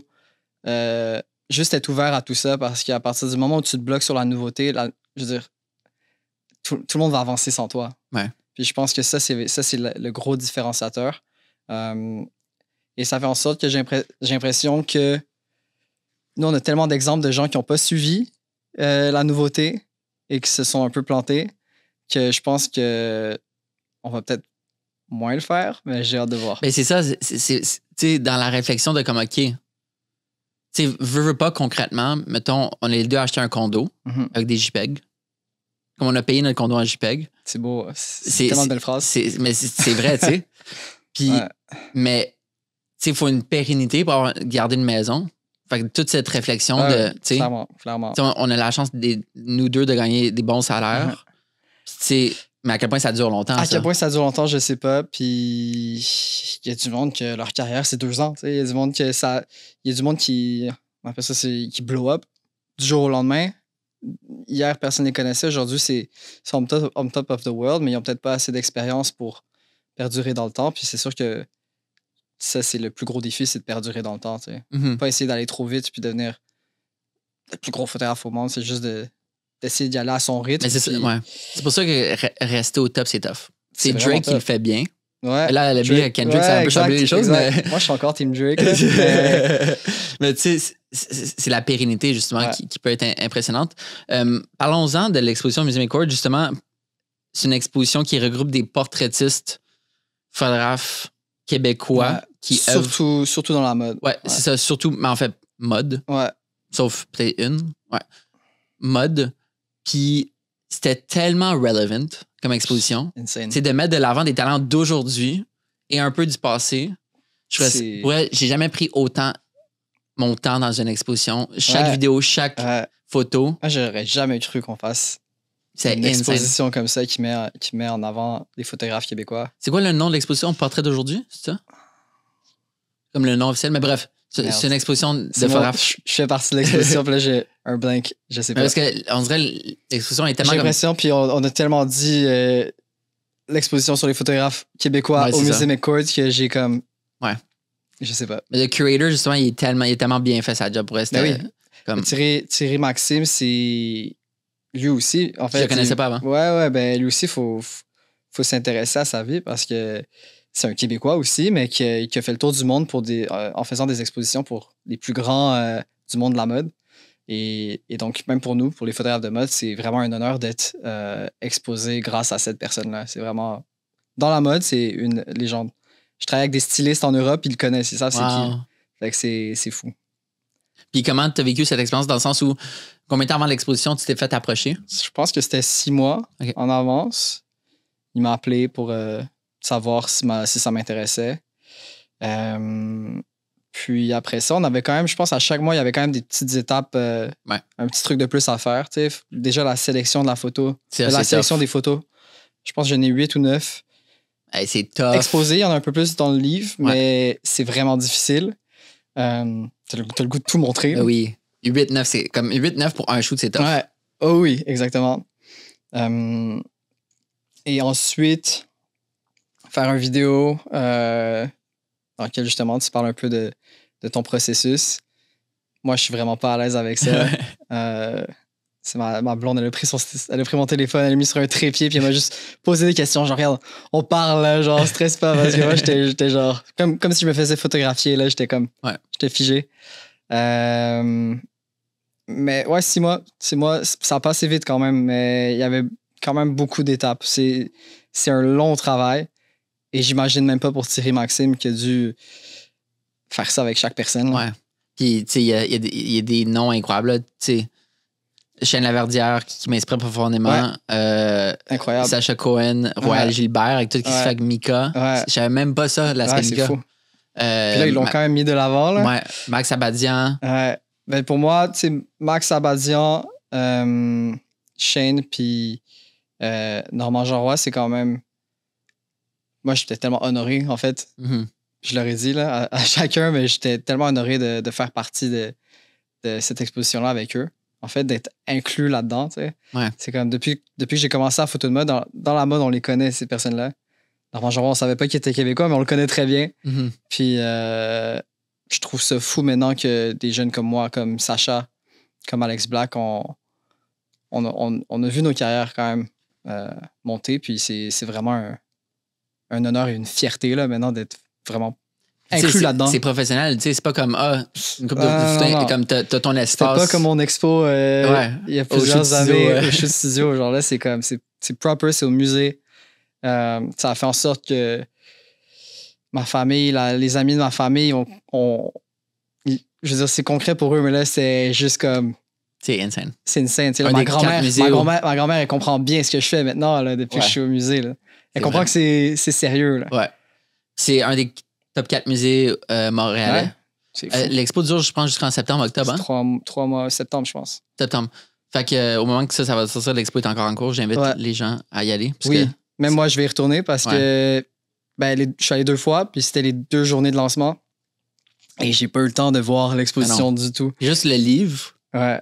Là, le livre, je l'ai, puis au moins, j'ai pu feuilleter, lire un peu. Mais le fait qu'on a un livre avec des portraits insane pris par des Québécois et des Québécoises, c'est un beau livre. Insane. C'est vraiment un beau livre. Ouais. C'est tellement fun. J'ai tellement de questions. Fuck. OK. Après, si on n'a pas le temps, après, on va faire un speed question. On va aller vite. Comme un speed dating. Speed dating, exact. OK. oui, non. Une des choses que les gens ne réalisent pas en photo qui est vraiment, vraiment difficile, c'est de choisir la photo dans la sélection. Ouais. T'as beau être un vraiment, vraiment, vraiment bon photographe. Choisir ta photo va être comme le seal final, le saut final qui va faire en sorte que, comme, OK, cette photo-là, c'est celle que je choisis de mettre l'avant. Tu pourrais avoir une incroyable photo que tu choisis pas. Tu pourrais avoir... Fait que c'est quoi tes trucs à toi pour faire une bonne sélection? Parce que, parenthèse, concrètement, tes photos de Georgia Smith Ouais. avec ses yeux qui sont un peu fermés. Ouais. J'aurais jamais personnellement choisi dans ma sélection une photo de même, mais ça marche. Ouais, oui. Mais après, puis ça revient à ce que je disais tantôt de. Moi, j'adore j'adore créer des images d'artistes que t'as pas l'habitude de les voir comme ça nécessairement. Fait que je pense que ça, c'est un pour moi. Quand je fais ma sélection, je pense beaucoup à ça. Créer des images qui sont vraiment uniques et imparfaites. Je pense que quand je shootais en film, ça facilitait la tâche parce que j'avais beaucoup moins d'images. Donc, il n'y avait pas vraiment d'image parfaite. Il y a toujours une imperfection, mais je trouvais que ces imperfections-là rendaient l'image encore plus forte. Et c'est quelque chose que je trouve vraiment dur en digital quand je fais ma sélection. C'est que des fois, tu tombes sur l'espèce d'image qui est tellement parfaite que tu serais con de pas la prendre, mais en même temps, si tu as juste des images qui sont vraiment comme clean dans ton histoire, ben il y a pas vraiment d'émotions qui sortent de ça. Donc, c'est vraiment dur. Moi, j'essaie d'écrire une histoire. C'est vraiment le conseil numéro 1. Puis mettons, combien de... Parce qu'il faut dire, juste la tarification en fashion est tellement d'une structure différente que, mettons, moi. Ouais. Moi, c'est comme tu me payes pour mes heures que je suis là, pas pour le nombre de photos. Puis est-ce que tu as des droits d'utilisation? Ouais. T'as encore les droits? Ouais. OK. Mais, tu sais, les petites PME qui ont 2 employés, évidemment, tu vas pas charger. Oui, non, ça dépend du projet, ça, c'est sûr. Mais c'est ça, tu sais, moi, je livre entre 20 et 250 photos par projet. Mais tu sais, toi, c'est quoi? Ça range, c'est moi, vraiment pas... Non, c'est 5 à 40. Exact, c'est ça. Puis 40, c'est beaucoup. 40, c'est beaucoup. Puis 40, c'est comme digital. Ouais. Digital, parce que c'est 40 photos, mais quand on parle de 40 photos, on parle souvent de 40 looks. C'est vrai, ça. 40 outfits. C'est vrai. Et c'est beaucoup trop pour prendre le risque. Fait que juste la dynamique de prise de photo est aussi vraiment différente. Ouais, vraiment. Fait que... C'est ça, c'est pas 40 photos qu'on va choisir, genre, on en choisit 40, c'est pendant la journée, on a 40 shots à faire, guys. Ouais. Fait que c'est un 20 minutes par image, je sais pas, là. Mais c'est très une affaire scheduled. Pour m'aider dans la section, c'est de faire des erreurs. Autant dans la prise de photo, dans l'élaboration d'un concept, dans la prise de photo, qu'après.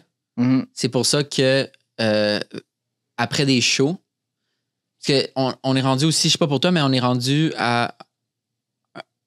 le fait qu'on est beaucoup engagé, qu'on a beaucoup de shoots, fait en sorte que les images s'accumulent sur nos ordi puis sur nos disques durs. Pas que ça, oui, ça prend la place, mais c'est pas ça la question. C'est surtout de comme juste essayer de les sortir parce qu'il faut que tu les sortes parce que sinon tu vas avoir 10 shoots en attente. Qu'est-ce que tu veux dire par sortir? Mettons, quand je vais shooter un spectacle, livrer. Quand je vais shooter un spectacle, le spectacle finit à 10h, 10h30, je vais aller à la maison edit puis livrer les photos avant 1h du matin. Ben, je suis quasi comme toi. Puis, tu sais, c'est important de livrer vite. Puis, justement, j'aime ça me pousser dans cet espace-là pour que ça aille plus vite, mais aussi pour. On dirait que j'essaie de me forcer aussi à faire des erreurs, surtout avec des photos avec Zach, vu que tu shootes souvent la même personne pendant des années. Tu sais, de comme, OK, qu'est-ce qui arrive si tu prends cette image qui est comme le focus qui est complètement off, puis ça fait ça?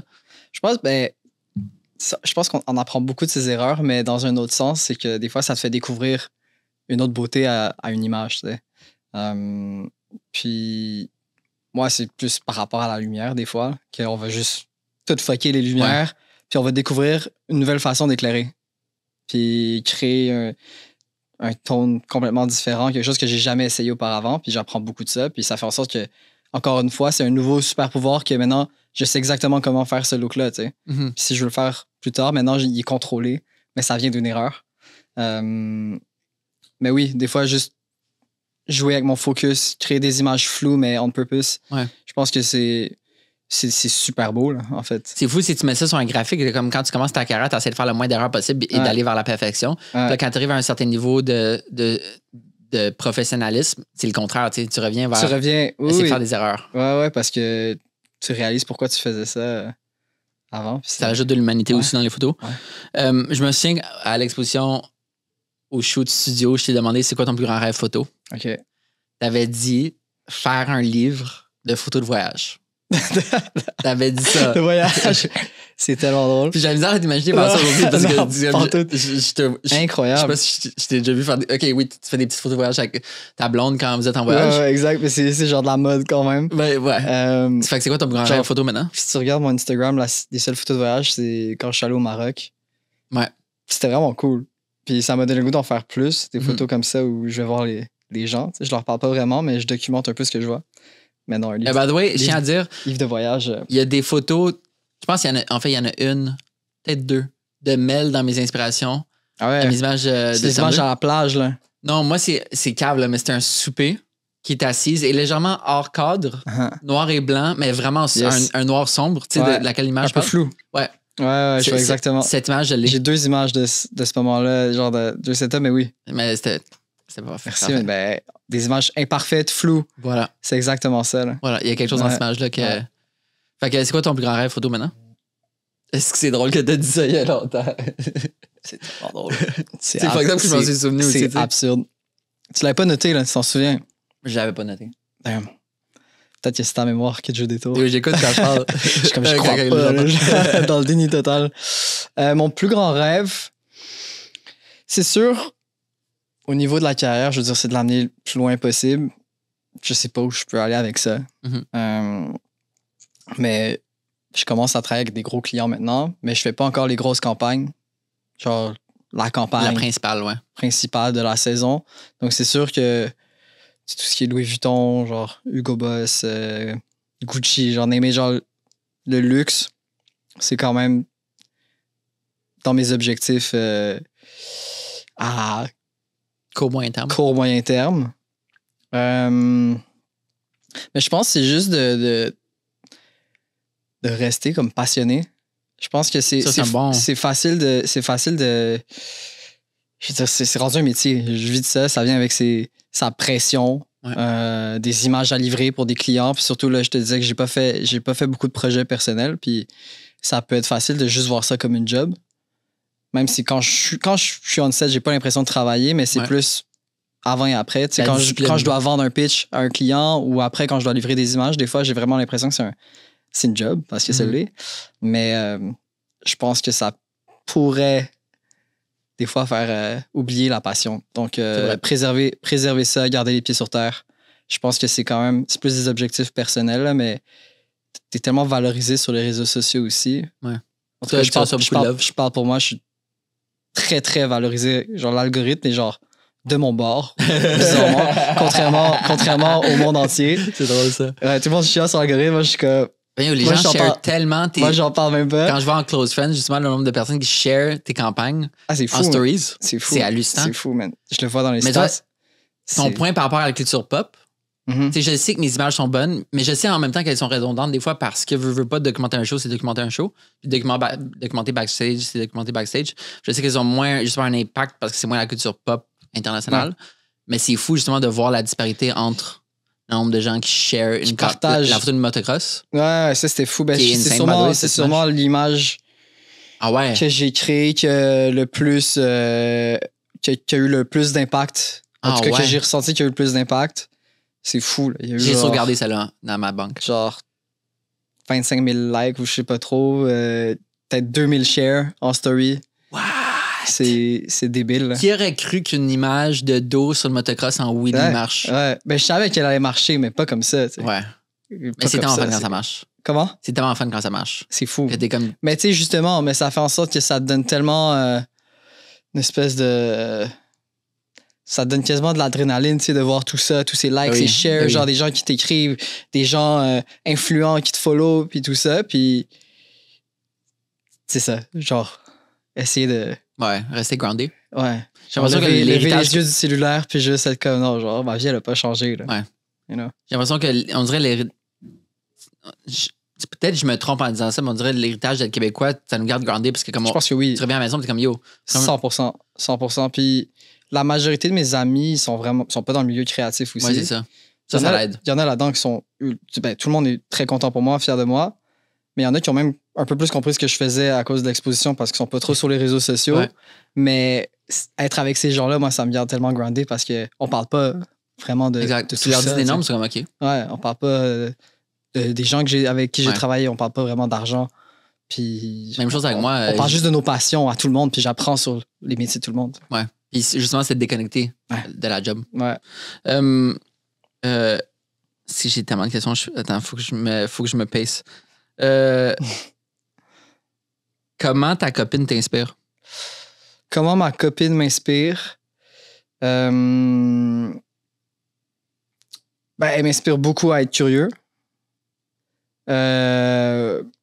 par toutes nos discussions dans la vie. Là. Genre, c'est fou. Genre, je trouve qu'elle me fait un peu penser à. Elle me fait un peu penser à toi. Je suis sûr que vous entendrez vraiment bien, mais chaque petit détail que je vais te dire, elle va s'accrocher là-dessus, puis elle va vouloir en savoir plus. Puis ça m'a fait réaliser que je le faisais pas assez. Puis au début, je le faisais juste en mode genre, ah, c'est cool, ça fait développer des conversations, mais au final, ça a vraiment développé ma curiosité par rapport à beaucoup de choses. Et je pense que c'est la curiosité vraiment, là, c'est le point numéro 1. Et, Être bien informé maintenant. Ah, bien, ouais. J'essaie. Elle te vulgarise. J'essaie. Elle me vulgarise tout. Trop de choses pour vrai, mais elle m'inspire à avoir un équilibre de vie beaucoup plus sain. Mm-hmm. Parce que, je veux dire. Dans la passion, en fait, ce que je fais aussi, genre, passer des nuits blanches à 1h du matin, 2h du matin, à retoucher, à travailler sur mes images, puis elle me fait juste réaliser qu'il y a une vraie vie normale qui existe au-delà de tout ça. Puis quand malgré les 25 000 likes. Quand je parle de garder les pieds sur terre, je pense qu'elle m'aide beaucoup pour ça. That's it. Yeah. Qu'est-ce que tu t'ennuyais le plus du Québec quand tu étais à Londres, maintenant que tu es revenu? L'énergie. C'est fou. Comment je me sens quand je suis à Montréal. Puis je pense pas que c'est juste parce que je suis québécois, parce que les gens que je connais qui viennent voir Montréal en été. Ouais, en été, c'est ça. Là, on parle juste d'été. Ouais. Montréal, l'hiver, c'est déprimant pour vrai. Mais l'énergie, man, c'est fou. Genre, tout le monde est heureux, tout le monde est beau. Tu le sens, genre, tu te sens bien. Tu marches dehors, puis tu te dis allô aux gens que tu les connais pas, puis c'est insane, man. Je sais pas, je pense que c'est l'énergie. Puis là, je suis allé au pique-nique vendredi, mais voir qui, hein? Dom Dolla? Je suis allé voir Dom Dolla. C'est bon? Je suis pas un fan de Dom Dolla, mais mes amis y allaient, donc je suis allé. L'énergie du pique-nique, c'est quelque chose. C'était cool, là, c'est good vibes. Vendredi, je vais au Franco. OK. 3 accords. Ouais. Puis un rappeur français qui s'appelle Sean aussi, que j'adore, donc je vais aller voir ça. Mais toute cette vie d'été à Montréal, ça va toujours me... Si je passe pas un été à Montréal, ça va manquer, c'est sûr. Genre, je suis vraiment content d'être ici en ce moment. Mm-hmm. Ouais. C'est fun, j'imagine, de venir prendre des vacances ici. Ouais. C'est de comme, OK. Ben, maintenant que mes clients sont plus ici, c'est vraiment des vacances. C'est sûr, là, en ce moment, je travaille encore presque tous les jours sur les projets qui s'en viennent quand je retourne en Europe, quand je retourne à Londres. Mais oui, c'est vraiment un petit repos, puis de revoir ma famille aussi, c'est cool, revoir mes amis. Je te pose la même question que Philippe, quand il est venu la saison dernière. Mm-hmm. Il est tellement bon en podcast, Philippe. Ouais, c'était impeccable. Ouais. C'était impeccable. Il m'a mis à la pression. Moi, je m'exprime pas bien. Là. C'est quoi ta journée de rêve à Montréal? Mettons que c'est ta fête. C'est quoi ma journée de rêve? Tu commences où puis tu finis où, mettons? Toutes les entre-deux. Déjà, je vais commencer avec un petit workout. Ah ouais? Ouais. Donc, je vais commencer avec une douche froide puis un petit workout parce que c'est ça qui me donne l'énergie. Wow. Je savais pas. Ouais. Petite douche froide, petit entraînement. Puis après ça, je vais aller... Tu sais, genre, je te name drop des spots, là. Ouais. God damn. Je pense que je vais aller...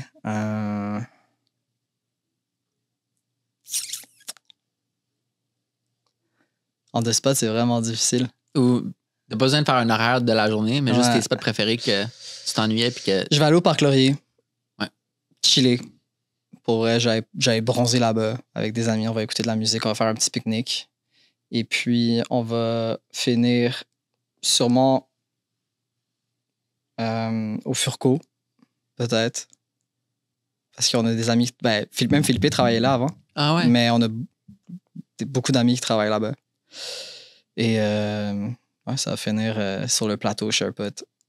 C'est vous, parce que pour aller au Furco du Parc Laurier, il faut vraiment que tu sois motivé d'aller au Furco. Ah oui, mais ça se fait. C'est pas tant loin, mais dans le sens où tu changes de quartier. Moi, j'habite à Londres. Hein. Ouais, c'est ça. Londres, c'est immense. Ouais.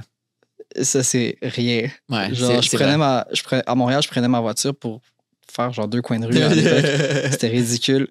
Maintenant, à Londres, déjà, c'est l'enfer de conduire. Donc, tu marches puis tu prends un transport, mais 1 heure de transport pour aller voir un ami, c'est rien. Là. C'est la base. 45 minutes, c'est la base. C'est fou, ça. Ouais. Quel endroit tu t'ennuies le plus à l'extérieur de Montréal? Au Québec? Ouais. C'est comme un endroit que tu t'ennuies? Ou tu voudrais aller te reposer là-bas? Ouais, ben, mon père a un chalet à Fredericksburg qui est Les cantons aussi. insane. C'est C'est magnifique. C'est sur la limite canton puis Montérégie, mais c'est canton, right? Je pense que c'est canton, ouais. Je Mais sais sur la pas. frontière avec les States. Je suis pourri. Mais Fredericksburg. C'est sûr, je passe pas assez de temps là-bas, surtout que ça fait pas longtemps qu'il a son chalet. Mhm. Puis que la raison pourquoi il voulait un chalet, c'est pour que toute la famille passe des beaux moments ensemble. C'est beau, ça. Puis je suis parti. Donc, ouais, c'est sûr. Puis là, on est allé en fin de semaine, puis c'est fou, ça fait du bien. Man. Genre, je sais que quand je vais revenir au Québec, le jour où je vais revenir au Québec, s'il y a encore son chalet, je vais passer beaucoup de moments là-bas parce que c'est tellement reposant. C'est un safe space. Ouais, c'est juste respirer en campagne. C'est comme une vieille maison de campagne. Non. C'est nouveau. Mon père est designer Ouais, d'intérieur. j'avoue, hein, mais ça va être beau. C'est pas un chalet, là. Ça va être. C'est très beau, c'est très moderne, mais tu te sens bien, puis non, c'est bien placé, c'est cool. Les cantons, c'est un gros vibe. Ouais. C'est incroyable. Ton festival préféré au Québec? Mon festival préféré, je dirais que c'est le Mural. C'est là que je retrouve le plus d'amis. Ouais. Beaucoup de rap, quand même. Parce que je suis pas Depuis, comme, mettons, 3 ans. Ouais, exactement. Puis je suis pas un fan. Ben, ça existe plus, je pense. Métro, ils ont vendu. Ils l'ont vendu. OK. Je sais pas s'ils vont le refaire. J'étais pas trop fan. Mais c'est vrai qu'ils l'ont. C'est vrai, le mois de mai vient de passer puis ils l'ont pas fait. Mais ils l'ont vendu, mais peut-être qu'ils ont changé le nom. Je sais pas. Je sais pas, mais Mural. C'est cool, puis c'est super créatif. C'est pas juste les spectacles, dans le fond. Là. As-tu été au spectacle cette année? Non. Parce que c'était au Bassin Peel. J'étais pas là, j'étais en Allemagne. Ouais, c'est ça. Ouais. Parce que, je sais pas si tu savais, mais les spectacles de Mural. Très fort. Ça, c'est drôle. Sont devant Farine Favreau, le Bassin Peel qui est comme sur l'eau. T'es allé, toi? Non, c'est ça. Mais non. OK. Mais c'est là les scènes de Mural maintenant. Fait que le scenery, c'est genre le stage, puis t'as le Five Rose en haut. Ouais. C'est beau. Ouais.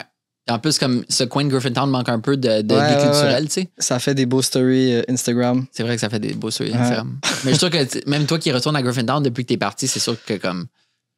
T'sais, hier, je conduisais sur le pont de Wellington en rentrant dans le nouveau downtown de Griffintown.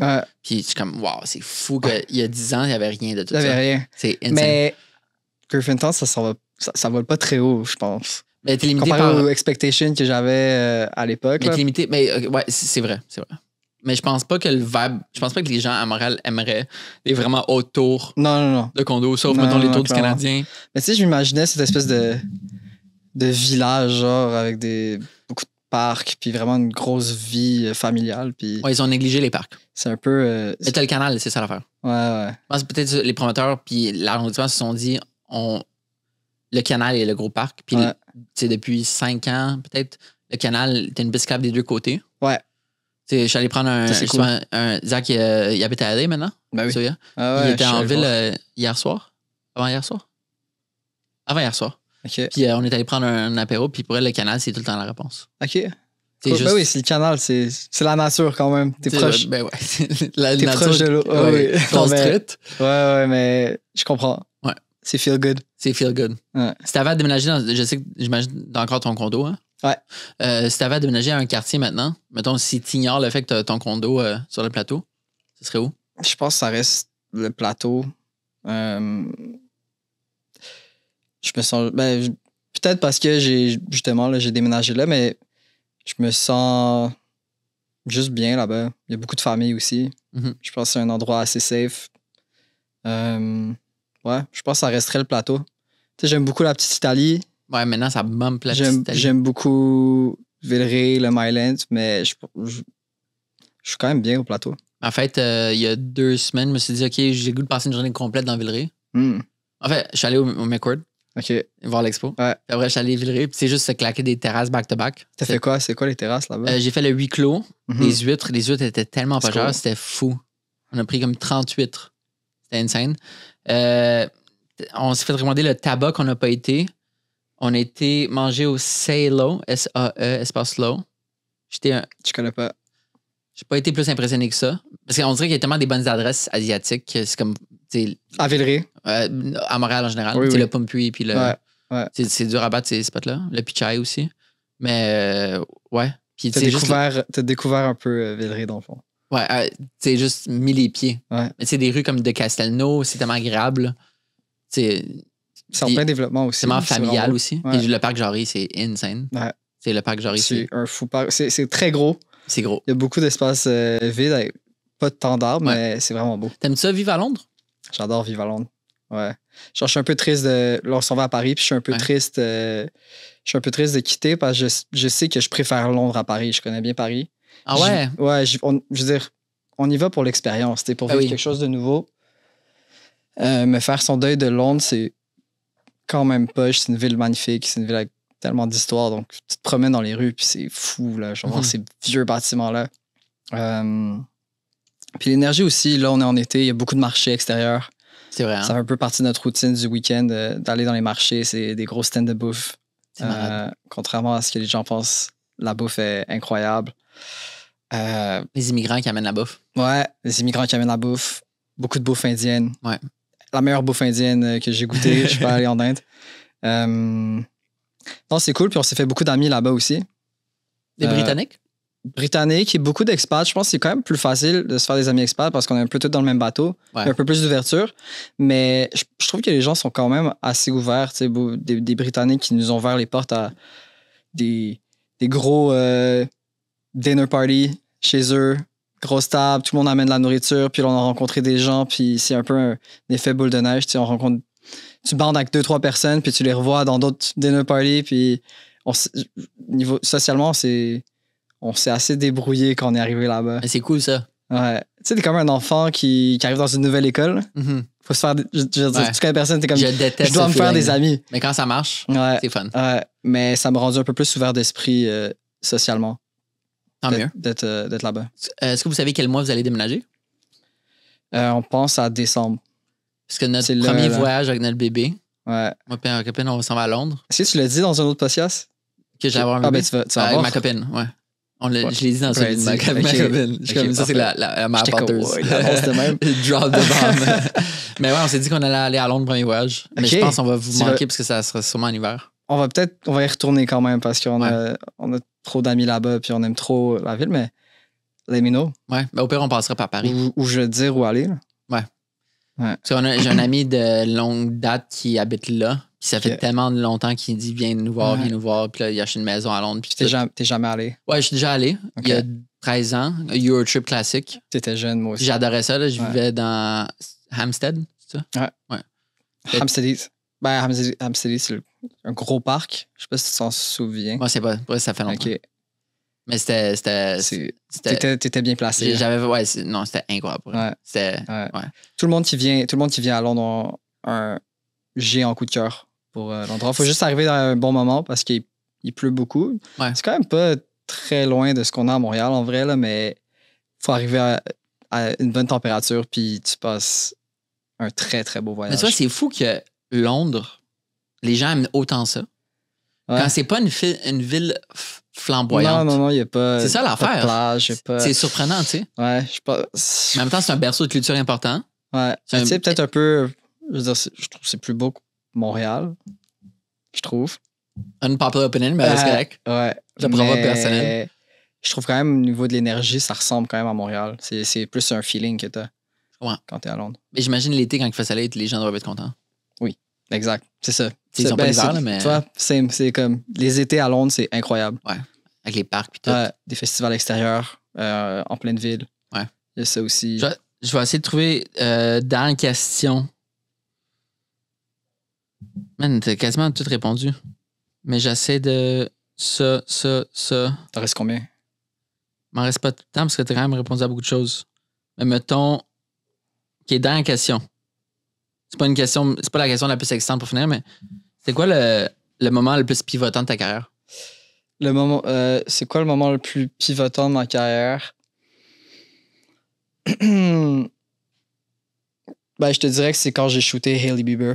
Ah ouais? Ben oui, je veux dire, Hailey, c'est surtout dans le monde du cosmétique. Les jeunes filles, c'est genre. Ils adorent. C'est l'influence numéro 1. C'est comme si Hailey décide de porter des chapeaux de cowboy, tout le monde va porter des chapeaux de cowboy. C'est fou l'influence que cette fille-là a. Et d'avoir pris des photos d'elle pour sa propre marque, moi, ça m'a ouvert mille et une portes. c'est même bizarre des fois de voir des gens avec qui j'ai parlé auparavant qui me parlent différemment depuis que j'ai shooté Haley. Genre, il y a vraiment un avant-après dans ma vie depuis ce shoot-là. J'aurais pas pensé que... Je sais évidemment que ça a eu un impact, mais j'aurais pas pensé que ça soit un impact d'un tel niveau. Ah oui, c'est fou. Genre, aller voir des grosses marques qui... pour me vendre, tu sais, pour aller présenter mon portfolio, puis à l'époque, c'était comme, OK, tu sais, on a 2 minutes, qu'est-ce que t'as là à nous vendre, tu sais? Ouais. Prouve-nous que tu peux faire des belles choses. Et maintenant, c'est genre un autre discours. C'est fou, ça. Un café. Mais tu vois, je le crois parce que à l'Halloween l'année passée, moi et ma copine, on s'est déguisés en Hailey puis Justin. Let's go. Tu sais, quand je pense que c'est son lancement de Road, ça se peut-tu, puis que Justin est habillé comme pas tout croche, mais genre baggy skateboard. Avec une genre casquette par en arrière, puis genre en sweatpants. Un moment iconique. Ben, c'est sûr, si je le vois, je m'en souviens. On s'était bien en ça, fait que clairement, puis de voir Alicia m'a fait aussi, tu sais, elle a fait ça aussi. Idolâtrer. Alicia m'a fait que tout le monde idolâtre, que beaucoup de personnes idolâtrent. Elle qui idolâtre Hailey Bieber. Ben oui. Puis quand je te dis, genre, tout le monde me parle de Hailey, c'est fou, là.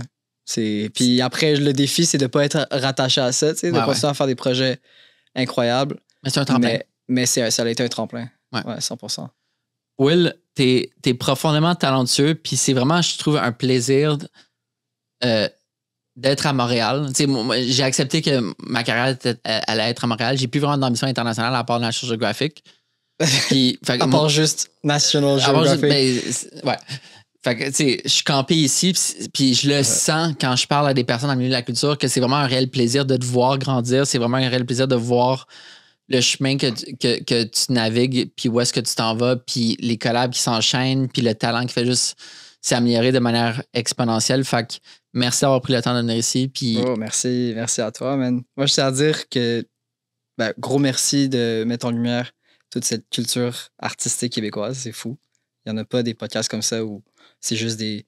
Il y en a, mais c'est vraiment une discussion, puis je trouve ça incroyable. J'en ai écouté plusieurs. C'est vraiment fou. Puis tu fais partie de la culture québécoise. Merci à toi. On a réussi après 4 saisons. Après 4 saisons, let's go. Après 4 saisons, on a réussi.